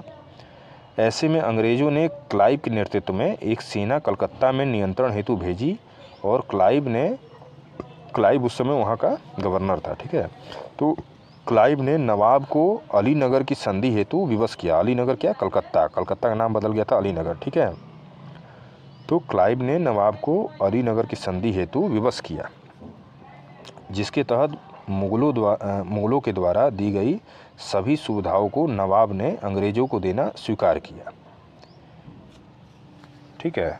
जब युद्ध में राजा हार जाते थे तो भाई अंग्रेज़ जो अपना मनवाना चाहते तो मनवाते थे। तो जिसके तहत मुगलों के द्वारा दी गई सभी सुविधाओं नवाब ने अंग्रेज़ों को देना स्वीकार किया। इस समय क्लाइव ने नवाब के अधिकारियों को अपने पक्ष में मिलाना प्रारंभ किया ताकि कठपुतली नवाब की स्थापना की जा सके।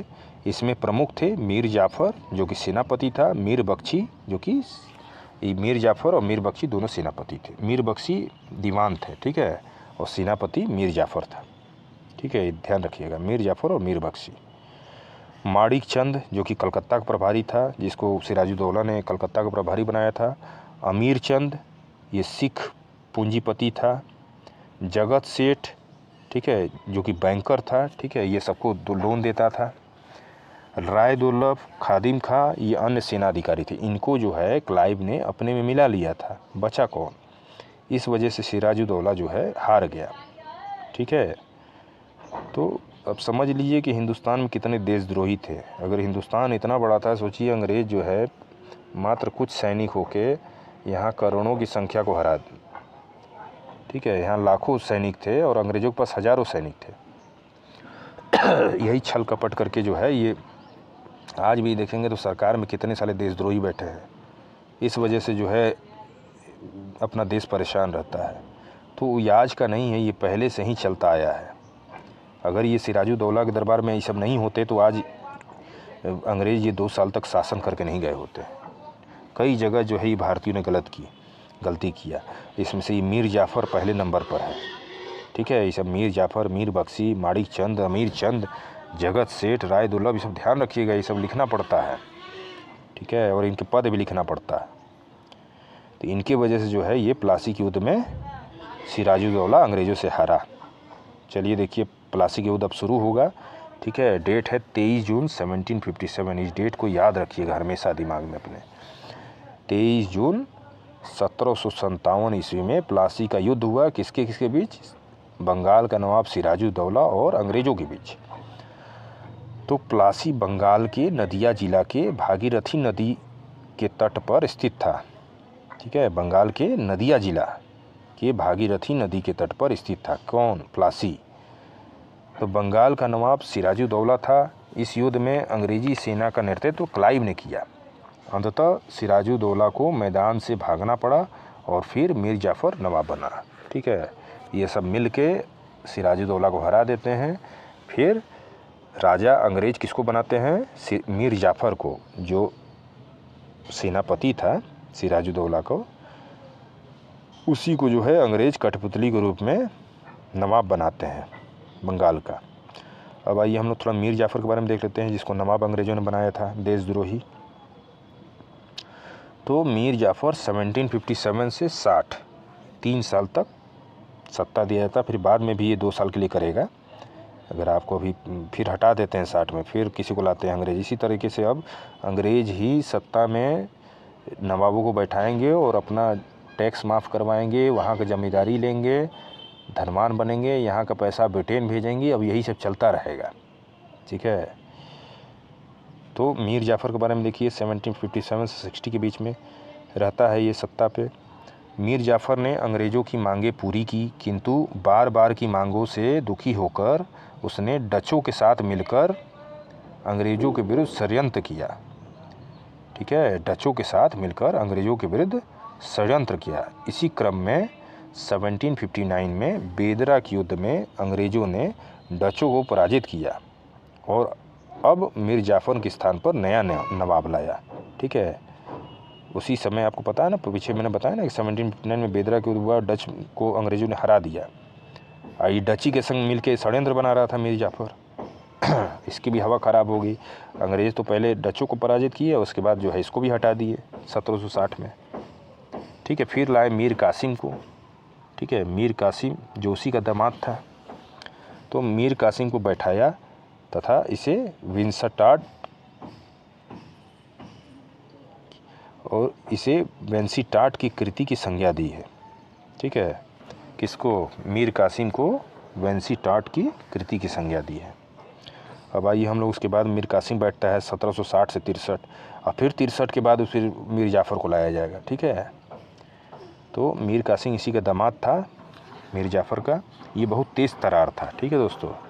ये सारे मतलब इंटरनेशनल रिलेशन को अच्छे समझता था, ये काफ़ी नीतियाँ बनाएगा, ये अंग्रेज़ों को अच्छे समझता था, जिसका नाम मीर कासिम है, ठीक है। तो मीर कासिम ने अपनी राजधानी मुर्शिदाबाद से मुंगेर बनाई थी। ये क्वेश्चन 1000 बार पूछ चुका है, ठीक है। बंगाल की राजधानी मुर्शिदाबाद थी पहले, उसको मुंगेर बनाया।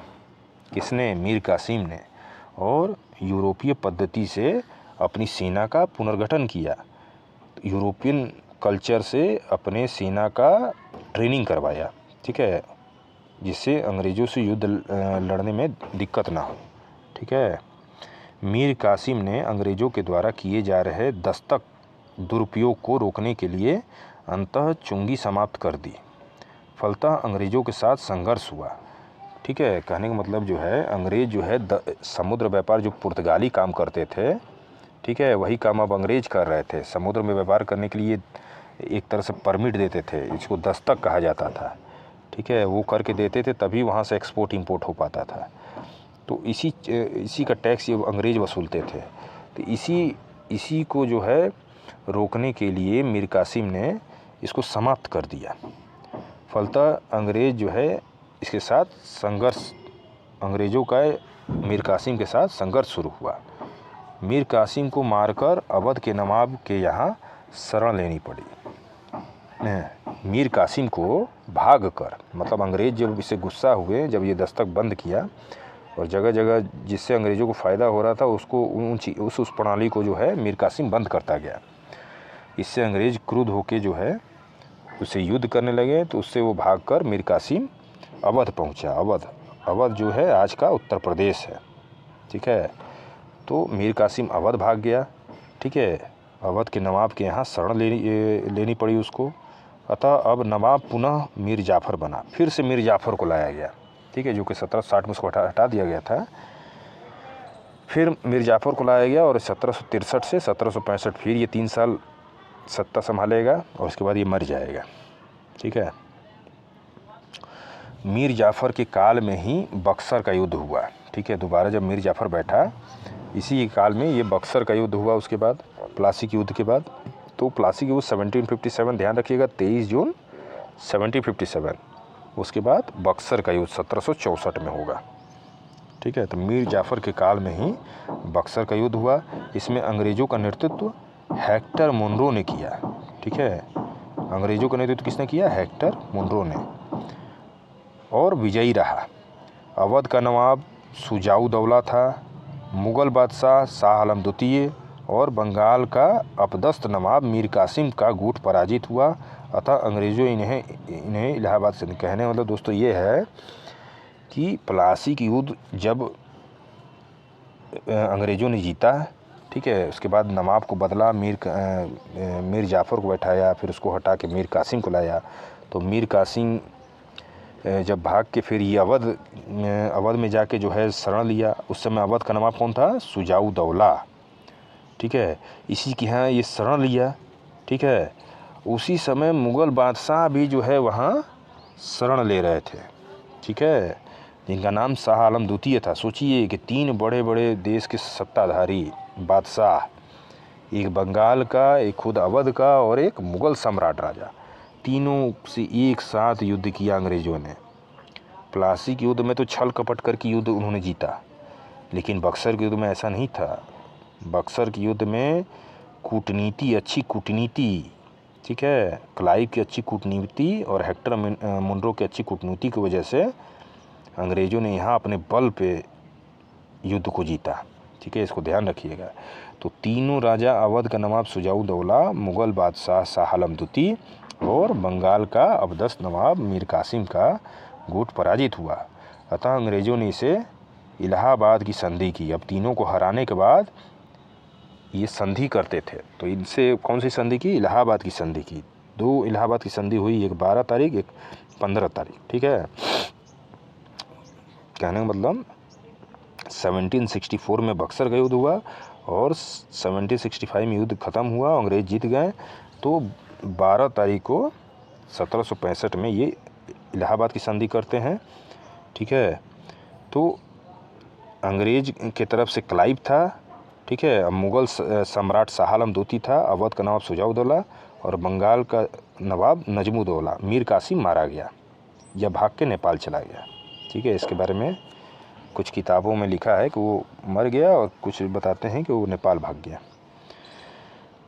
ठीक है। तो ये तीनों के बीच में जो है और अंग्रेज़ अधिकारी क्लाइव के बीच में संधि हुआ। अब इलाहाबाद की संधि देखिए, जो मैं बता रहा था कि 12 तारीख को हुआ पहला, 2 संधि हो गए, एक 12-15 शायद है 1765 में। तो इलाहाबाद की पहली संधि जो है 12 अगस्त को हुआ 1765 में। तो मुग़ल सम्राट के साथ हुआ पहला संधि 12 तारीख को। तो अंग्रेज़ों और मुग़ल सम्राट के बीच मुग़ल सम्राट ने बंगाल, उड़ीसा, बिहार की दीवानी अंग्रेज़ों को सौंप दी। देखिए यही संधि में होता है। संधि इसीलिए करते हैं। अभी सोचिए कि बंगाल इतना बड़ा, उड़ीसा और बिहार, ये तीनों राज्य की जो है अब दीवानी मतलब राजस्व, ठीक है, ज़मीन का राजस्व, हर तरीके का राजस्व अब अंग्रेज़ वसूलेंगे। सोचिए कितनी बड़ी बात है। अब इसी से ये धनवान होंगे, यहीं से ये हथियार बनाएंगे, यहीं से ये धन उत्पादन करेंगे, यहीं से किसानों का शोषण शुरू होगा, ठीक है। जमींदारी प्रथा आएगी, तरह तरह के टैक्स वसूले जाएंगे, फिर इसी पैसे से यहाँ बिजनेस करेंगे, फिर इसी से कच्चा माल जो है उत्पादन करवाएंगे किसानों से, ठीक है, और उसको फिर वो इंग्लैंड भेज देंगे ट्रेन के द्वारा। यहीं से सब शुरू होता है खेल, ठीक है, इसको अच्छे से समझिएगा। तो इलाहाबाद की संधि हुई, ठीक है, पहली संधि 12 अगस्त को हुई 1765, ध्यान रखिएगा। मुग़ल सम्राट के संग पहली संधि हुई लॉर्ड क्लाइव, ठीक है, अंग्रेज गवर्नर, और मुग़ल सम्राट कौन था, शाह आलम द्वितीय, ये दोनों के बीच में होता है। तो मुग़ल सम्राट ने बंगाल, उड़ीसा, बिहार की दीवानी अंग्रेज़ों को सौंप दी। मुग़ल सम्राट को 26 लाख रुपए वार्षिक पेंशन दिया जाएगा। यह धनराशि बंगाल के नवाब पर आरोपित की गई, ठीक है। कहने का मतलब कि अब जो मुग़ल सम्राट शाह आलम द्वितीय था, उसको 26 लाख रुपया एक साल में पेंशन दिया जाएगा। और ये पेंशन कौन देगा, वो बंगाल का नवाब देगा। बंगाल का नवाब अब कौन बन चुका है, नजमुद्दौला, ठीक है, नजमुद्दौला बन चुका है दोस्तों। मीर जाफ़र मर चुका है और नजमुद्दौला एक छोटा सा बालक था 16 वर्ष का, ठीक है। अब उसके पास कितना दिमाग है सोचिए आप। तो कठपुतली के रूप में बंगाल के सत्ता पे बैठाते जाएंगे और पूरे देश में धीरे धीरे इसी तरीके से काम अंग्रेज करेंगे। आप इनकी कूटनीति को समझिए, ठीक है। तो इनको वार्षिक पेंशन दे के इनको बैठा दिया गया, मुग़ल सम्राट शाह आलम द्वितीय को। और नाम के ये मुग़ल सम्राट कहें, क्योंकि जानते हैं मुग़ल सम्राट अभी भी इनको कहा जाएगा, अभी भी इनको हटाए नहीं, क्योंकि जान रहे हैं कि अंग्रेज देश में विद्रोह हो जाएगा। अब इनको नाम मात्र का जो है इनको राजा बना के रखा गया, ठीक है। इनको 26 लाख रुपया दे के शांति से बैठे रहो, जो मैं कहूँगा वहाँ साइन कर देना, जो हमको चाहिए होगा वो हमको दे देना, ठीक है। वो वाला कार्टून बना कर रख दिया। फिर अवध के नवाब से इलाहाबाद एवं कड़ा का क्षेत्र लेकर मुग़ल सम्राट को दे दिया। मतलब कहने का अवध के का जो क्षेत्र था इलाहाबाद और कड़ा, इस क्षेत्र को लेकर मुग़ल सम्राट शाह आलम द्वितीय को दे दिया। अवध के नवाब से शुजाउद्दौला से अब दूसरा संधि हुआ, ठीक है, 15 तारीख को, 15 अगस्त को 1765 में। नवाब 50 लाख रुपए युद्ध हर्जाने के रूप में अंग्रेज़ों को देगा, मतलब अवध का। और बंगाल वाला तो पहले ही ख़त्म हो चुका था। मीर कासिम वो पहले से बंगाल शब्दस्त था, उसको हटा दिया गया, तो उसकी कोई औकात ही नहीं थी, तो उसको फिर भाग गया था नेपाल। तो अवध का भाई शासक था, यही मेन था, इसी के यहाँ दोनों शरणार्थी थे। तो अब अवध से सेटलमेंट कर रहे हैं, ये संधि कर रहे हैं अंग्रेज। तो संधि के रूप में अंग्रेज नवाब से कहते हैं कि नवाब जो है 50 लाख रुपए युद्ध हर्जाने के रूप में अंग्रेज़ों को दे गए। मतलब ये जो युद्ध हुआ है बक्सर का युद्ध, इसमें जितनी क्षति हुई है अंग्रेज़ों की, अब इसकी भरपाई यहाँ का अवध का नवाब करेगा, ठीक है। तो 50 लाख इन्होंने रेट लगाया और इन्होंने वसूल किया अवध के नवाब से। तो नवाब से इलाहाबाद एवं कड़ा का क्षेत्र ले लिया गया, ठीक है, और इसको शाह आलम द्वितीय जो कि मुग़ल सम्राट को दे दिया गया। अगर कोई शक्ति अवध पर हमला करती है तो अंग्रेज सहायता करेंगे, जिसका खर्च नवाब उठाएगा। और संधि में ये बात भी थी कि अगर कोई शक्ति अवध पर हमला करती है, मतलब अवध के इर्द गिर्द जो मराठा क्षेत्र हो गया, हैदराबाद क्षेत्र हो गया, अगर ये कोई क्षेत्र अगर हमला करती है या, तो इसका मुकाबला अब अंग्रेज करेंगे, ठीक है। और इस युद्ध का खर्च, ठीक है, अब इस युद्ध का खर्च जो है वो नवाब ही उठाएगा, ठीक है दोस्तों। तो आपको बात समझ में आ गई होगी ये संधि किस लिए करते थे। तो अवध की बात भी हो गई, बक्सर के युद्ध की बात भी हो गई। ठीक है, अब हम लोग बंगाल में द्वैत शासन के बारे में कुछ देख लेते हैं कि द्वैत शासन क्या था। ठीक है, ये रॉबर्ट क्लाइव ने लाया था, बंगाल के गवर्नर ने, अंग्रेज अधिकारी था। तो बंगाल में द्वैत शासन 1765 और 1772 के बीच में चला। ठीक है, तो द्वैत शासन जिसको कहते हैं नवाब। ठीक है, नवाब 2 लोगों को रखा जाता था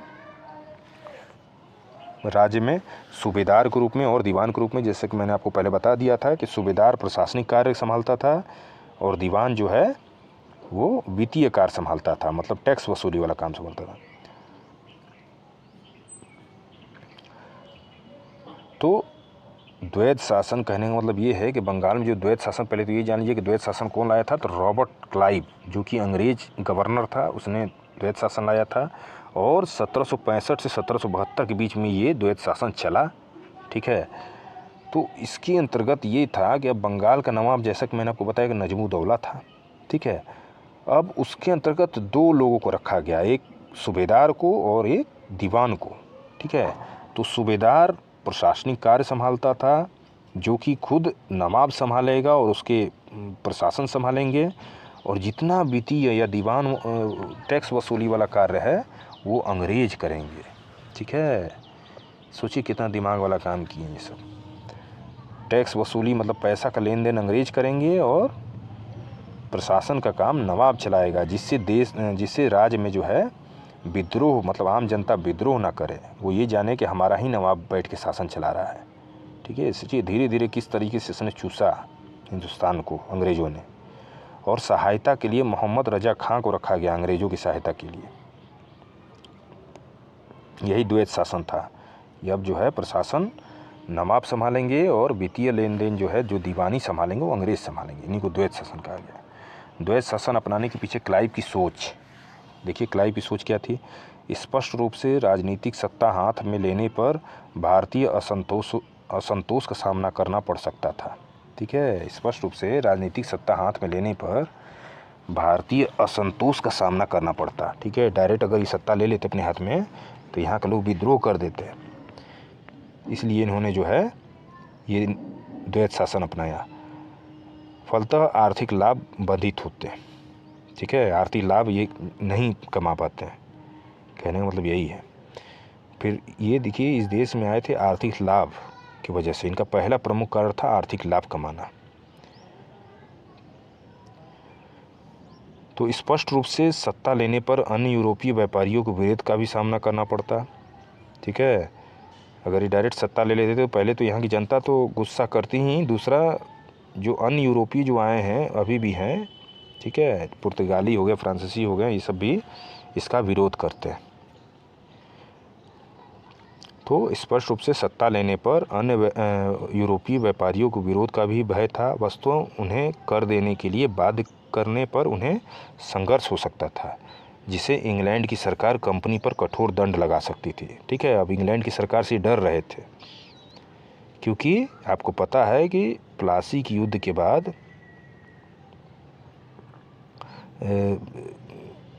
ये बक्सर के युद्ध के बाद जो है थोड़े थोड़े इनको डर था। इस वजह से जो है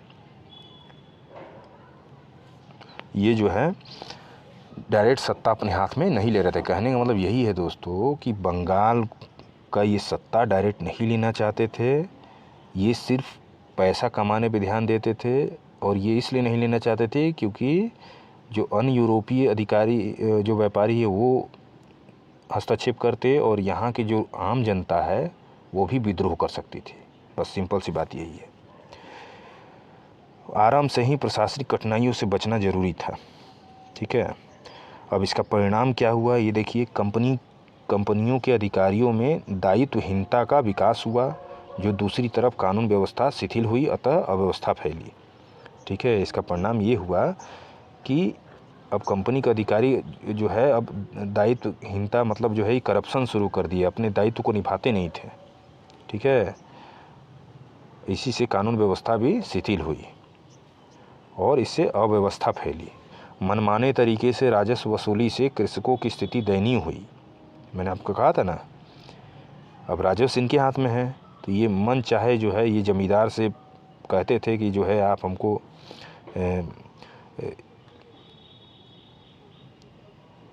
इतना परसेंट जो है आप हमको, ज़मींदारों से कहते थे कि इतना परसेंट पैसा हमको चाहिए, ठीक है, और बाकी तुम अपने हिसाब से 1% जो है ज़मींदार था तो वो अपने हिसाब से वसूली करता था, ठीक है।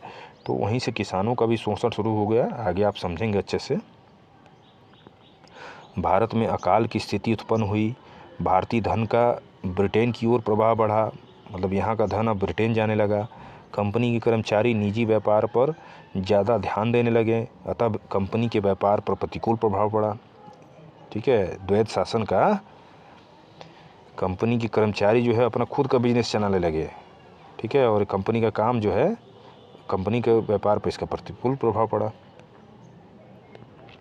अंततः 1772 में द्वैध शासन की समाप्ति कर वारेन हेस्टिंग ने प्रत्यक्ष रूप से कंपनी का शासन स्थापित किया। अब 1772 में द्वैध शासन को समाप्त कर दिया गया, ठीक है, क्योंकि इससे कंपनी को काफ़ी नुकसान हो रहा था, ठीक है। पर्सनल अधिकारी अपना अपना बिजनेस करने लगे, अपना फ़ायदा कमाने लगे, इस वजह से द्वैध शासन को समाप्ति कर दी गई वारेन हेस्टिंग के द्वारा। तो ध्यान रखिएगा, पूछता है कि द्वैध शासन की समाप्ति किसने की? वारेन हेस्टिंग ने।